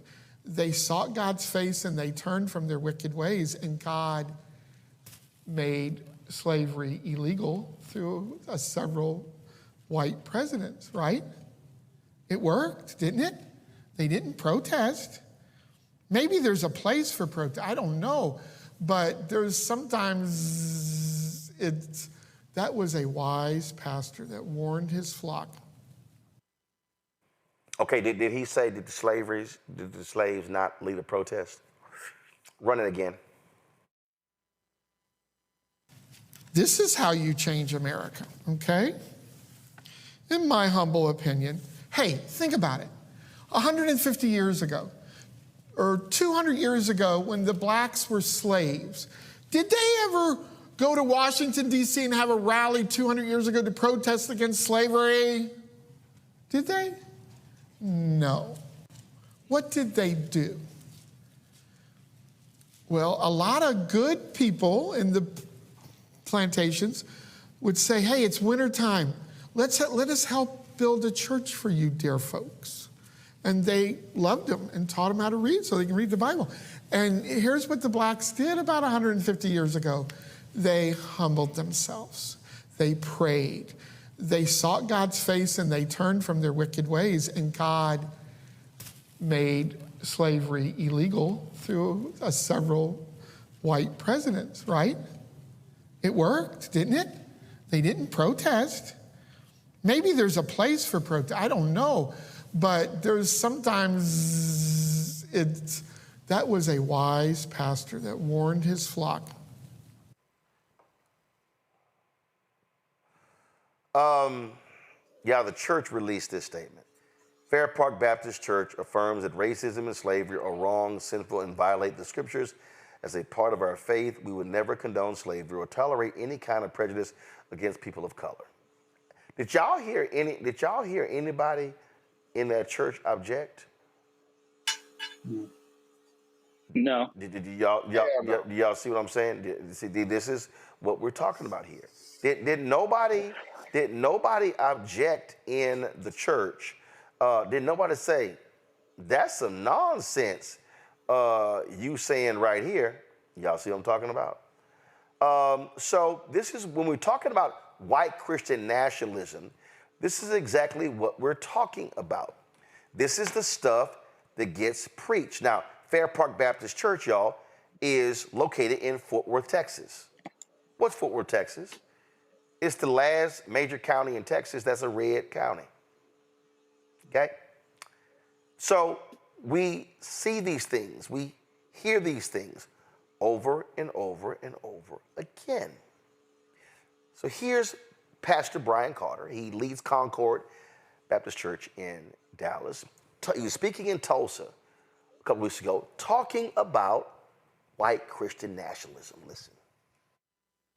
Some people would rather see you in chains than to see you changed. Some people would rather see you living below than to live above and in your full potential.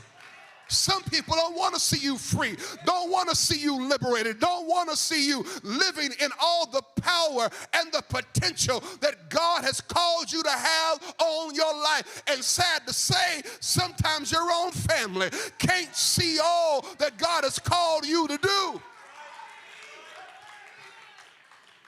Some people want to see you in chains, don't want to see you changed.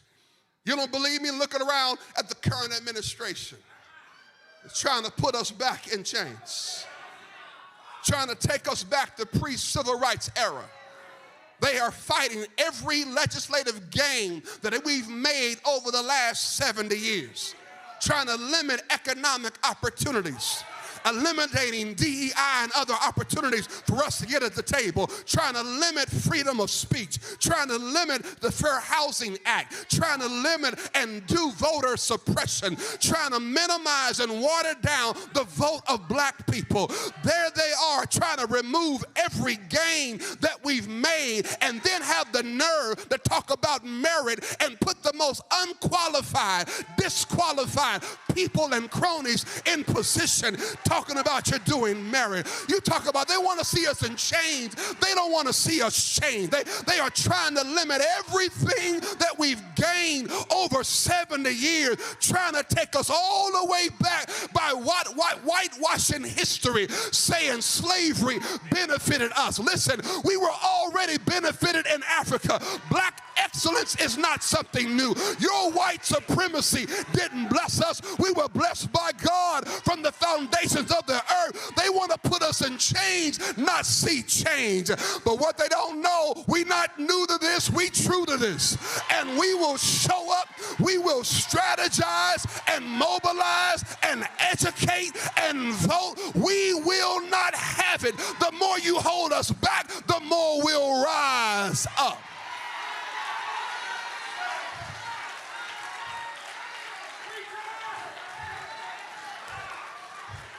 This is the world that we live in. White Christian nationalism growing by the day. An arena full of people trying to make a martyr out of a man that was obviously a racist and divisive. Some people don't want to see you liberated. They want to take us back in time, but you and I must keep doing the work that God has called us to do. We must keep raising up our own, keep investing in black people, keep showing up to vote, keep serving on boards, keep raising our kids, keep raising our schools, keep raising our communities. We can do a lot by ourselves.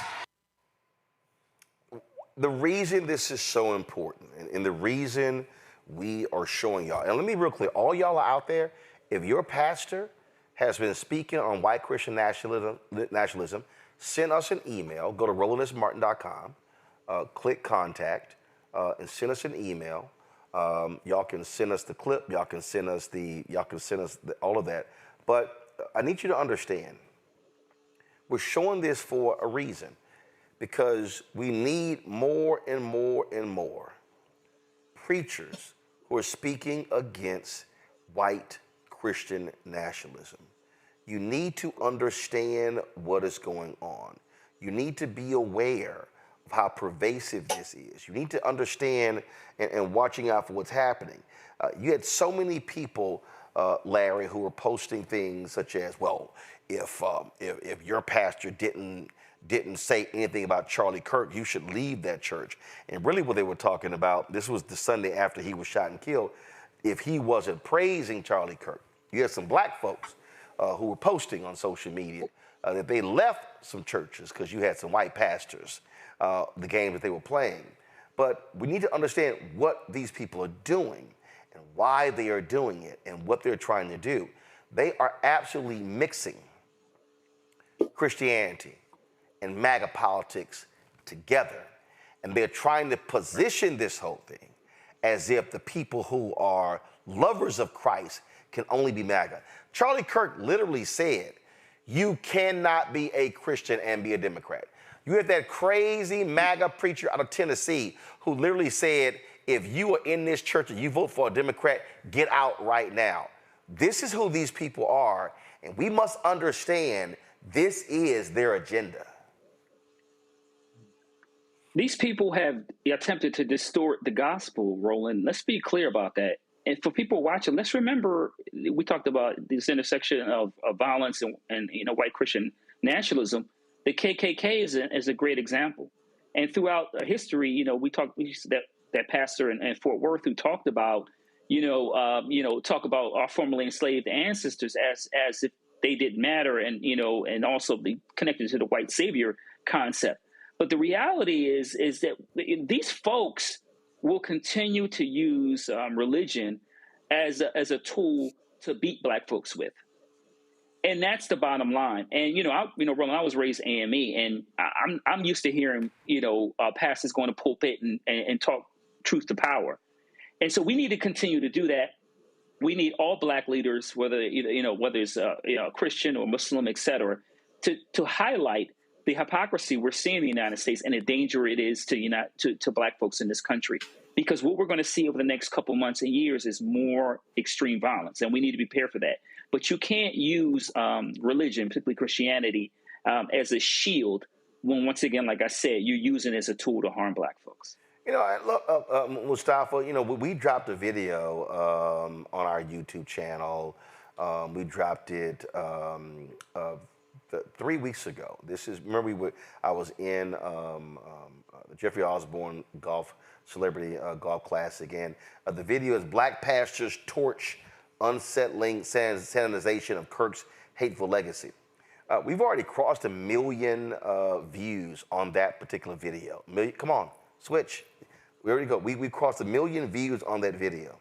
And what we've been doing is, so what we're going to do is we're going to be actually putting together a different video and adding to it. The conversation we had yesterday with that white pastor from Georgia was so powerful because he called out, listen, in 10 hours, less than that, we're approaching 100,000 that video as well. I think that's going to take off as well. And I really hope people who missed yesterday's show really go to our YouTube channel and listen to the full conversation that we had with Pastor Deese. This is the video, White Preacher Tears into Right-Wing Embrace of White Christian Nationalism. Folks, go watch this. Go check this out. 71,000, almost 72,000 views in 6 hours, because this is what we're contending with. These people want to berate us with Christianity, and they are actually convincing some of these crazy black folks who say, oh, no, they love Jesus. Well, you can't keep saying you love Jesus, but you're against the policies of Jesus. Right. These are the same folks that, use that type of language, but they forget these are the same individuals, their grandchildren and great-grandchildren, who used to watch on Saturday night as people were being lynched and then come sit in the pews on Sunday, and ministers knowing that individuals who were in their audience played a role. Not just in the subjugation of black folks, but actually in watching black bodies burn and be castrated. So let's be real about religion in America and the role that it has played with devastating effects in our community. I appreciate what you are doing and others bringing forward the truth, because real spirituality doesn't allow space for lies or misinformation or disinformation. It doesn't allow individuals to stand in the pulpit and not realize that there were over 250 revolts or uprisings by our people. We did not sit idly by and just accept slavery or being enslaved people. We continue to fight back. It's not just about Denmark VC or Nat Turner, both of those important stories, but there was many others who pushed back. So our preachers, our ministers, our imams, have a responsibility to push back against this. And we have a responsibility also to support the individuals who are standing up in this moment, because they're going to take some heat, and they should not have to take that heat without having the understanding that we are going to wrap our arms around them and protect them. So that's what being community is all about. And that's why these voices that you're bringing forward and others are so incredibly important in this moment. Tyler, I mean, this is, folks need to understand what these right-wingers are doing. You see how they're going crazy over Bad Bunny. They're like, oh, we're in the middle of a Christian revival. No, we are in the middle of white, right-wing, conservative, evangelical Christians prostituting the word to fulfill their political desire. Absolutely, and let this be a clarion call to more churches and faith leaders to return to the prophetic role of speaking truth to power, because too many pulpits have become quiet when our communities need courage. And this is a reminder that Jesus wasn't polite in the face of injustice. He was a table overturner. He confronted systems of exploitation, hypocrisy head on. And yet today, I think, we could sometimes tiptoe around politics and afraid to offend while people suffer under racism and poverty and violence. And the gospel is not about comfort for the powerful, but it's really about the liberation for the oppressed. And the church must reclaim its radical voice. And I think what you're doing and what many pastors are doing to confront what's happening is important. And as I said before, the church is in a moment where we must reclaim our radical voice and our radical love for the liberation of the oppressed, as Jesus would do. Absolutely, that has to happen. All right, y'all, quick break. We come back. Time for our marketplace segment, our shopblackstarnetwork.com marketplace segment. Back in a moment. This week on A Balanced Life with Dr. Jackie, we're kicking off our series on entrepreneur's journey, putting in the work. Join us on this week's episode as we talk about what does it mean to start your business and get into a career that really means something to you. It was uncertain was I was going to make it or fail, but I was determined to show up every single day and to keep pushing. If you help enough people get what they want, you will get what you want. That's this week on A Balanced Life with Dr. Jackie here on Black Star Network. Hey, it's John Murray, the executive producer of the new Sherry Shepherd Talk Show. You're watching Roland Martin Unfiltered.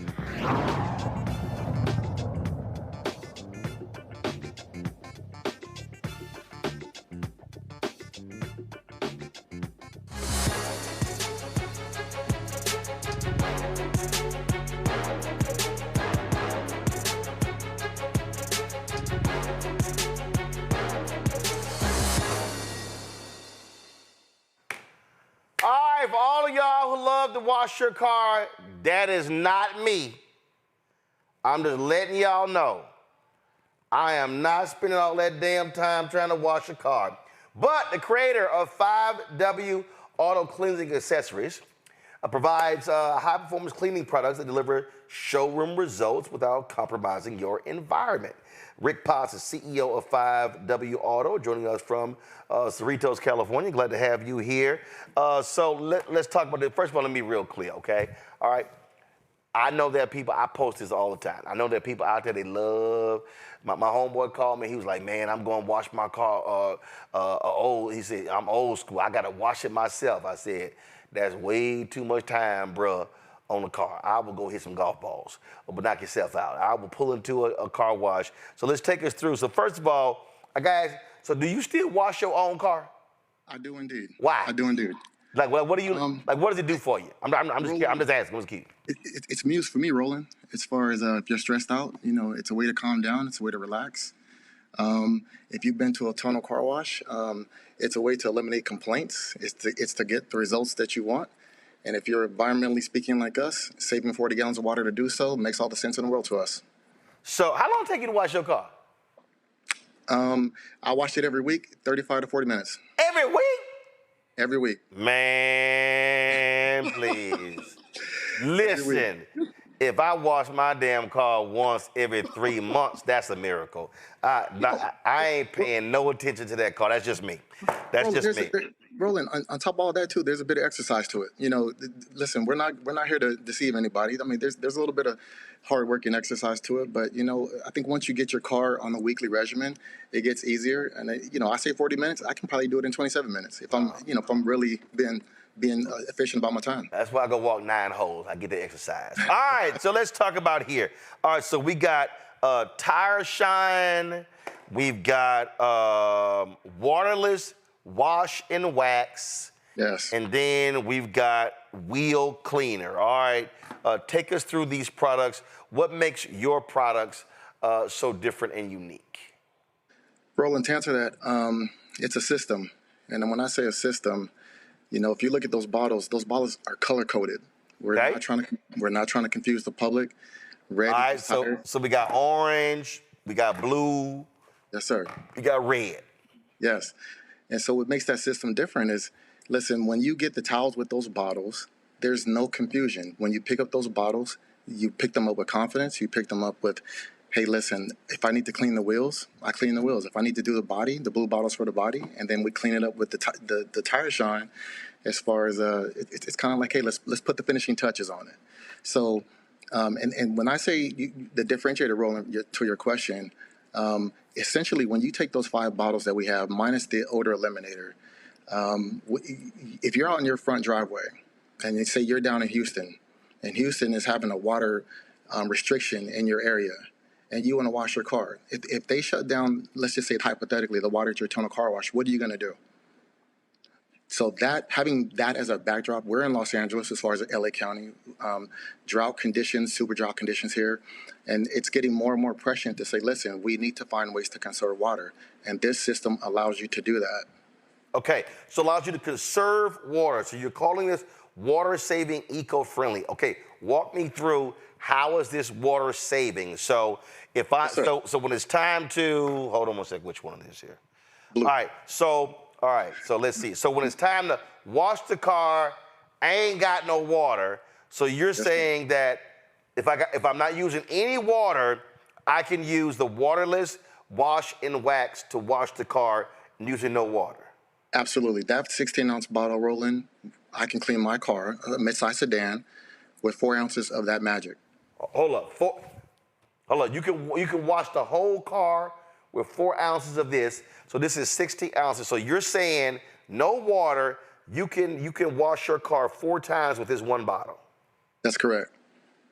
Okay. 4 times a month. So that 4 times a month on that, we call that RTU, which is ready to use. So 4 ounces of that once a week, 4 times a month. You're saving 40 gallons of water. It's 160 gallons a month. So okay. So what are you doing? I mean, are you doing the 4 ounces into something else? Are you putting are the 4 ounces going on the towel here? I mean, just walk me through that process. Good question. So let me be real clear. I ain't gonna do it, but somebody watching gonna do it. I'm just letting you. Ro ain't washing nothing. But go ahead. Good point. Traditionally at our shops, we had a shop over in Beverly Hills that we started in 2016. And we shut that shop down in 2022 to stop essentially washing the cars and sell this product. And so, Roland, what you would get is if you started from your hood and worked from your hood, say down to that front quarter panel, and you spray this product on, you let it sit there. This product, it's registered and trademarked at the U.S. Patent Office. So obviously there's something in it to say, listen, you know what? We are not here to hurt the car. We're not here to hurt the user. And we're definitely not here to hurt the environment. And if you let this product sit there for 30, 40 seconds, you will literally see this product breaking the light to medium soil down on your car. You wipe in horizontal lines, and you wipe from top to bottom. If you just work your way around the car as far as to that front door, the back quarter panel, essentially, and you work your way around to the other side doing the same thing from top to bottom, spray this magic on there as far as the wash plus wax, and you let it work. It'll break down the dirt. We use quality microfiber towels. Roland, that's really important. These chemicals, these formulas, and these towels work together.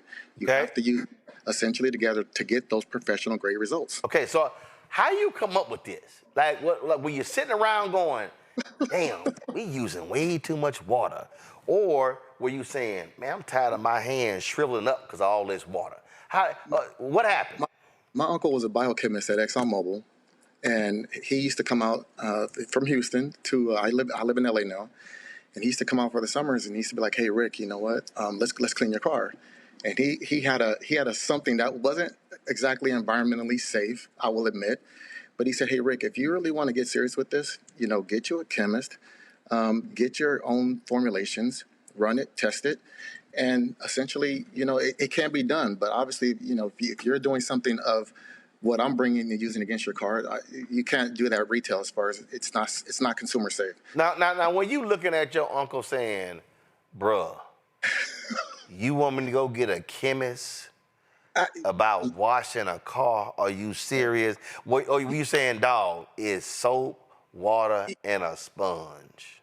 Believe me, it wasn't soap, water, and a sponge he was using, but essentially it was something that kind of stuck, Roland, seriously. And as it was something that stuck, I worked in corporate America, I worked in corporate finance, but on the weekends I would clean cars, and I would get the comments and I would get the results, and they're like, "Man, why, your car is always this, your car is always that." And it's just something that stuck, Roland. I left corporate America as far as corporate finance, and I said, "Listen, start my own company," and here we are. I mean, we're still at it. All right, so we washed, so 4 ounces. So this bottle here will get us 4 washes. Now, after y'all wash the car, I ain't gonna say we, what do we go to next? We go to the tire shine, or do we go to the wheel cleaner? Okay, all right, so the wheel cleaner is next. All right. Very good. There's a cadence. So we would start with the body, right? Number 2, the cadence is the wheel cleaner, right? Because essentially, if your car is light to medium soil, we would have on gloves. So the gloves are, we're trying to keep your hands as clean as possible. Okay. There's a reason for that. So blue, we would start with the body. Number 2, orange, wheel cleaner, we would start with the wheels. Spray that magic on 30 seconds. It won't singe your nose, nothing harmful. As far as the chemicals in it, nothing harmful. You work your way around 1, 2, 3, 4 wheels. After you're done with the wheels rolling, number 3 would be tire shine. We're going to put that tire shine on number 3.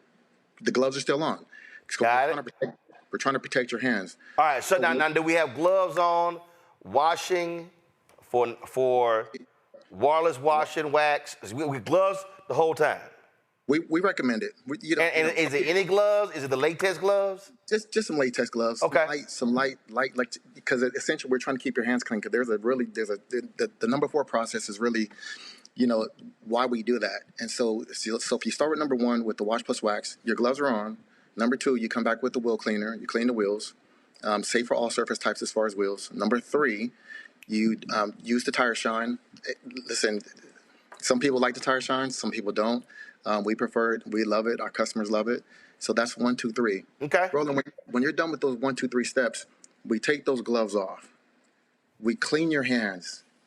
We clean your hands with essentially a wipe, right? We want to get the moisture. We want to get the grime. We want to get the soil off your hands. Because when we get to step 4, as far as the windows, we want clean hands. And we spray that yellow, as far as that glass cleaner, on those windows with that yellow glass towel. And if you, again, wipe in horizontal lines, you will see very clearly as far as the power of, listen, these windows will probably look about as good as they've ever looked as far as when you first bought the car. Okay. All right, let me go to my panel here. So let me see, which of these 3 likely spend their Saturdays washing their car? Probably you, Tyler.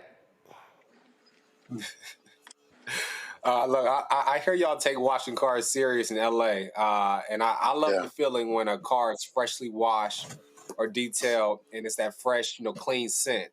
Does 5W Auto Cleaning offer any products that offer a signature fragrance or option that gives that sensory experience, while cleaning? Good question. And I will say to your statement, LA, you will see some clean cars out here.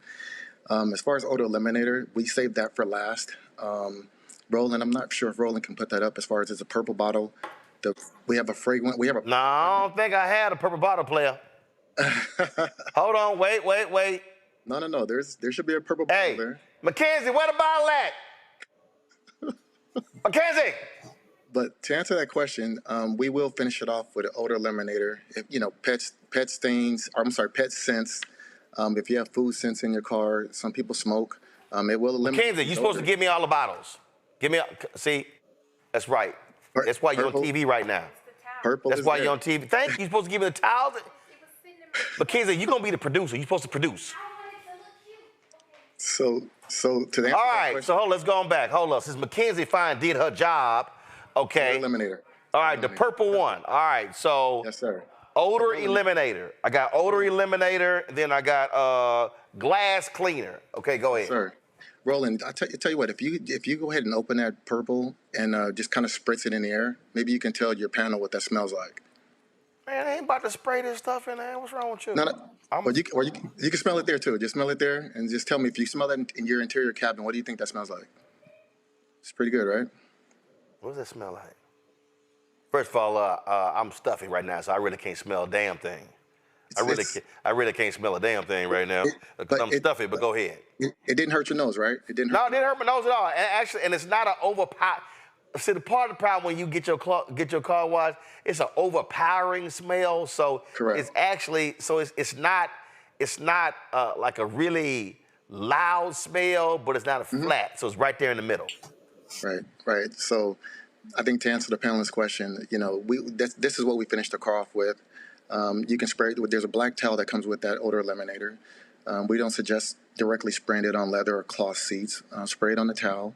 You can work your way around the cabin as far as the carpet areas of the interior. Oh, hold up. So hold up. We got the color-coded towels too? Yes, sir. Okay. All right. So that go with the orange. That go with the red. Correct. That go with the blue. Correct. What the hell does go with? This yellow? What is this? Yellow goes with the yellow to your right there. All right. Oh, so hold up. That's yellow. All right. So what this towel go to? Hey, come on. Water shot. What does this go to? Now that one, Roland, we call plush dessert.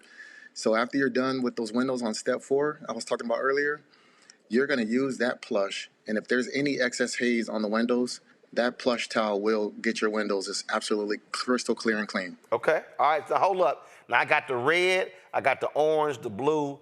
Where the purple towel? What goes with the purple? The purple towel, essentially. I'm just messing with you. I know what you're doing. This the odor eliminator. Ain't no towel. Right. There you go. Essentially, I'm like, you don't put air freshener scents in your car with a towel. But, ain't no towel. But black, as far as black, I mean, purple, we could make it purple, but black, I mean, do you really need a towel to put the odor eliminator in your car? So. Okay. All right. Larry. Yeah, so congratulations on this and having you here this evening. Can you talk about where people can buy the products? Is there ShopBlackStarNetwork.com, Larry? Larry, this is the ShopBlackStarNetwork.com marketplace segment. You can buy it on Roland. So right. You can find it on Shop Redback. No, you're gonna buy it on ShopBlackStarNetwork.com, Larry. Larry, keep up, Larry. Roland. What I meant is if you get it there, right, and then say you need to order a lot of them. Easy. You order a lot of them from ShopBlackStarNetwork.com. Larry, let me help you out again, Larry. This is called the ShopBlackStarNetwork.com marketplace segment. So if you're trying to buy the 5W Auto products, I need you to go to ShopBlackStarNetwork.com, Larry. That's exactly what I just said. I just said that. And when you go to ShopBlackStarNetwork.com to buy the products, you're also helping fund BlackStarNetwork.com. And you get a discount, right? You get a discount. It's on the website. It's there. Let me go to Mustafa, because Larry clearly don't know what the segment is. Mustafa, what's your question? Oh man, got my head down. So first of all, thank you, brother. This is incredibly important. I mean, getting real serious. 280 million vehicles on the road, 100 billion gallons used every year for car washes and other folks cleaning their cars. And Rick, just so you know, Mustafa is one of the biggest environmentalists, probably the biggest black environmentalist. So you know he is loving the saving of the water with the product. But Mustafa, going right ahead. And Yeah. Brother So, Mustafa, yeah, please go ahead. no, Brother Mustafa, I agree with you on your social and your environmental concerns because, when we think about future generations, it's not something just we're talking the talk, we're walk the walk, and we are serious about it. Listen, we want your car clean, you want your car clean, but we're trying to find a more responsible, sustainable way to do it, and saving up to 40 to 50 gallons of water per use. Who's going to disagree with that going forward? So y'all, so we got 5 different bottles. You've got 5 different towels, the 4 towels. Come on. Anthony, wake up. Come on, man. You got to be faster. Thank you. All right, I got the 5 bottles. I got the 4 towels right here. Then I got the plush towel right here for your windows as well. So Rick, do you sell this as a package or individual?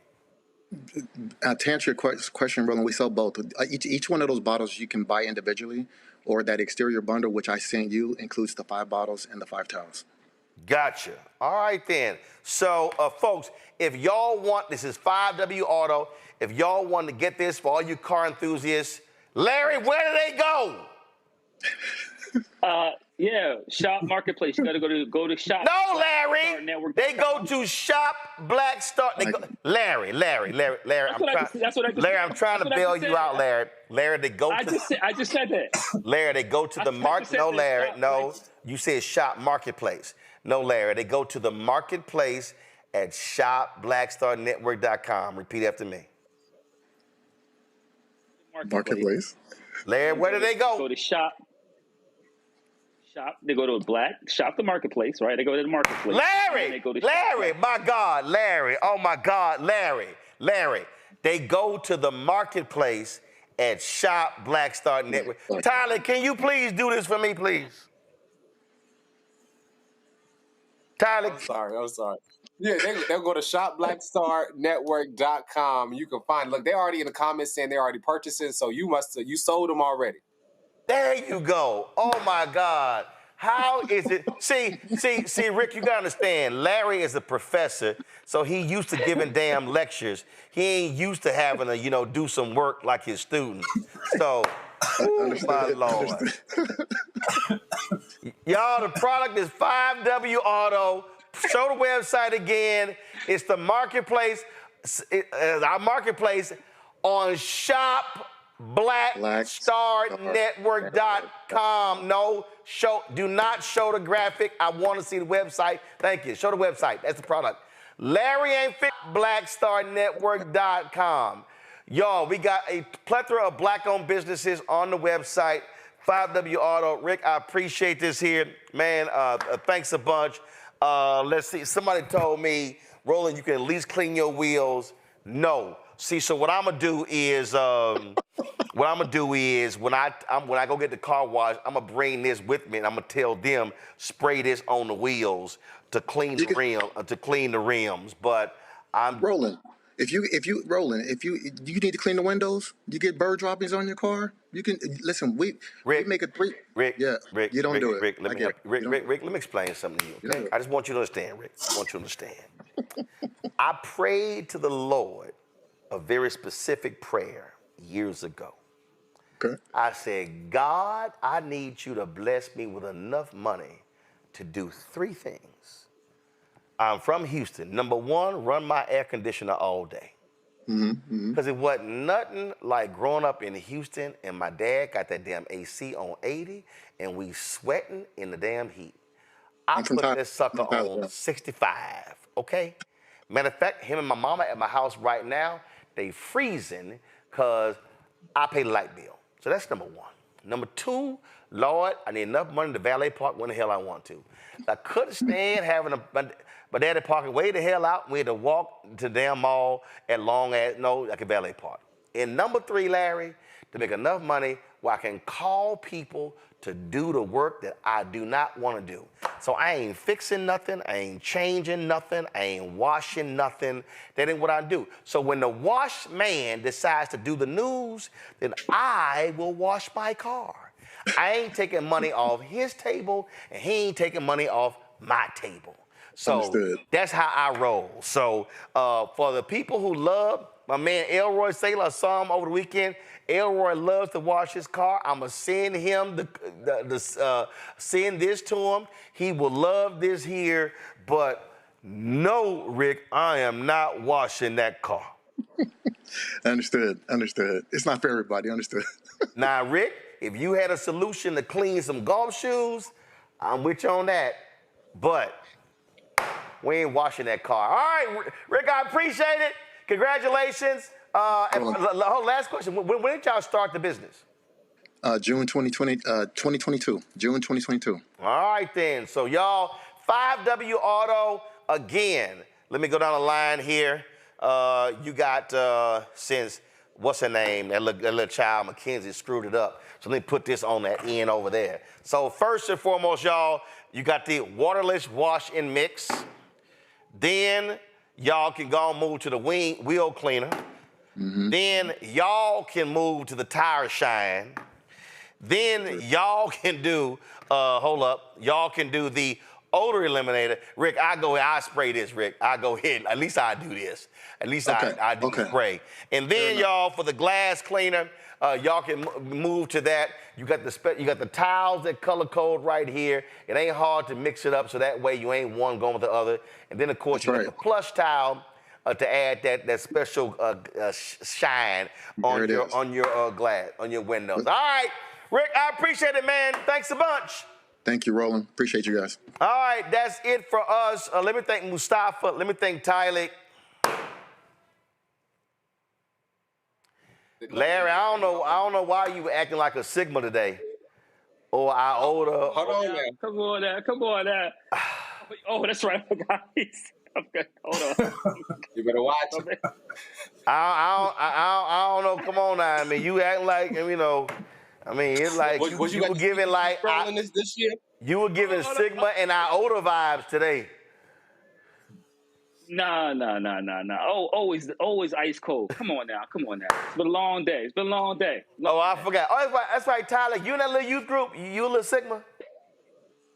Yeah, we stroll the right way. We don't do that stroll you be doing. Okay, first of all, let me be real clear with you. First of all, alphas don't stroll. We step. Sororities stroll. Let me help you out. We step. Sororities stroll. So clearly sororities and Sigmas stroll. Well, you know, I don't think y'all win step shows, do y'all? Boy, you do not want to get your feelings hurt when it comes to stepping. Now, you know doggone well. You got three, plus you got 3 on 1 on here. You know doggone well, y'all. You know doggone well, y'all can't step. Don't even. Meet me on the stage.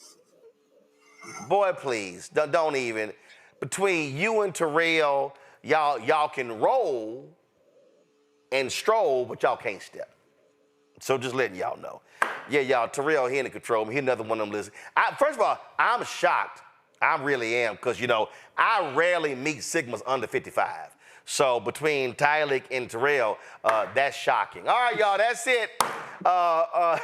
Tylik, Mustafa, Larry, I appreciate it. Thank you so very much. Folks, y'all want to support the work that we do? Join our Bring the Funk fan club. Your dollars are critically important. Y'all, we got some amazing stuff happening. We got 2 new shows we're working on. Man, we are like retooling BlackStarNetwork.com. Man, yo, we about to close 2025 strong, and we going hard in 2026. So your donations are critically important. If you want to give us via Cash App, use the Stripe QR code. You see it right here, bottom left-hand corner. That's also for credit cards. PayPal is R Martin Unfiltered. Venmo is RM Unfiltered. Zelle, Roland at RolandSMartin.com. Roland at RolandMartinUnfiltered.com. Checks and money orders, make it payable to Roland Martin Unfiltered. That's how we have the bank account set up. It funds all of our shows. P.O. Box 57196, Washington, D.C., 20037 7-0196. Download the Black Star Network app. Apple phone, Android phone, Apple TV, Android TV, Roku, Amazon Fire TV, Xbox One, Samsung Smart TV. If you want to, of course, get my book, White Fear, How the Browning of America is Making White Folks Lose Their Minds, available on bookstores nationwide. Get it online. Get the audio version I read on Audible. Now, If you want to get our Black Star Network, Roland Martin Unfiltered swag, go to, yes, Larry, shopblackstarnetwork.com. T-shirts, hoodies, wall art, mugs, and more, all kind of stuff. Go to shopblackstarnetwork.com, use the QR code. For our black-owned products like this, man, we got so much stuff. These are all black-owned companies. Folks, let's recirculate the dollar in our community. Y'all buy gifts, birthday gifts, anniversary gifts, Christmas gifts, all that good stuff. Let's do it. Let's do it. So you see it all right, go to shopblackstarnetwork.com, shopblackstarnetwork.com. And don't forget, of course, our podcast, we're on all available platforms, our audio podcast, all available platforms. We do it through the iHeartRadio Podcast Network. And so check it out there. And of course, we want you to support Fanbase. Download the app Fanbase, and you can also invest. StartEngine.com/Fanbase. StartEngine.com/Fanbase. That's it. And lastly, folks, you see I'm rocking my shirt, Get Into Good Trouble, Necessary Trouble. That was the quote from the late Congressman John Lewis. So stay involved, stay active. Folks, I'll see you tomorrow right here, Roland Martin Unfiltered on the Black Star Network, where alphas step, not stroll. That's them other little youth groups.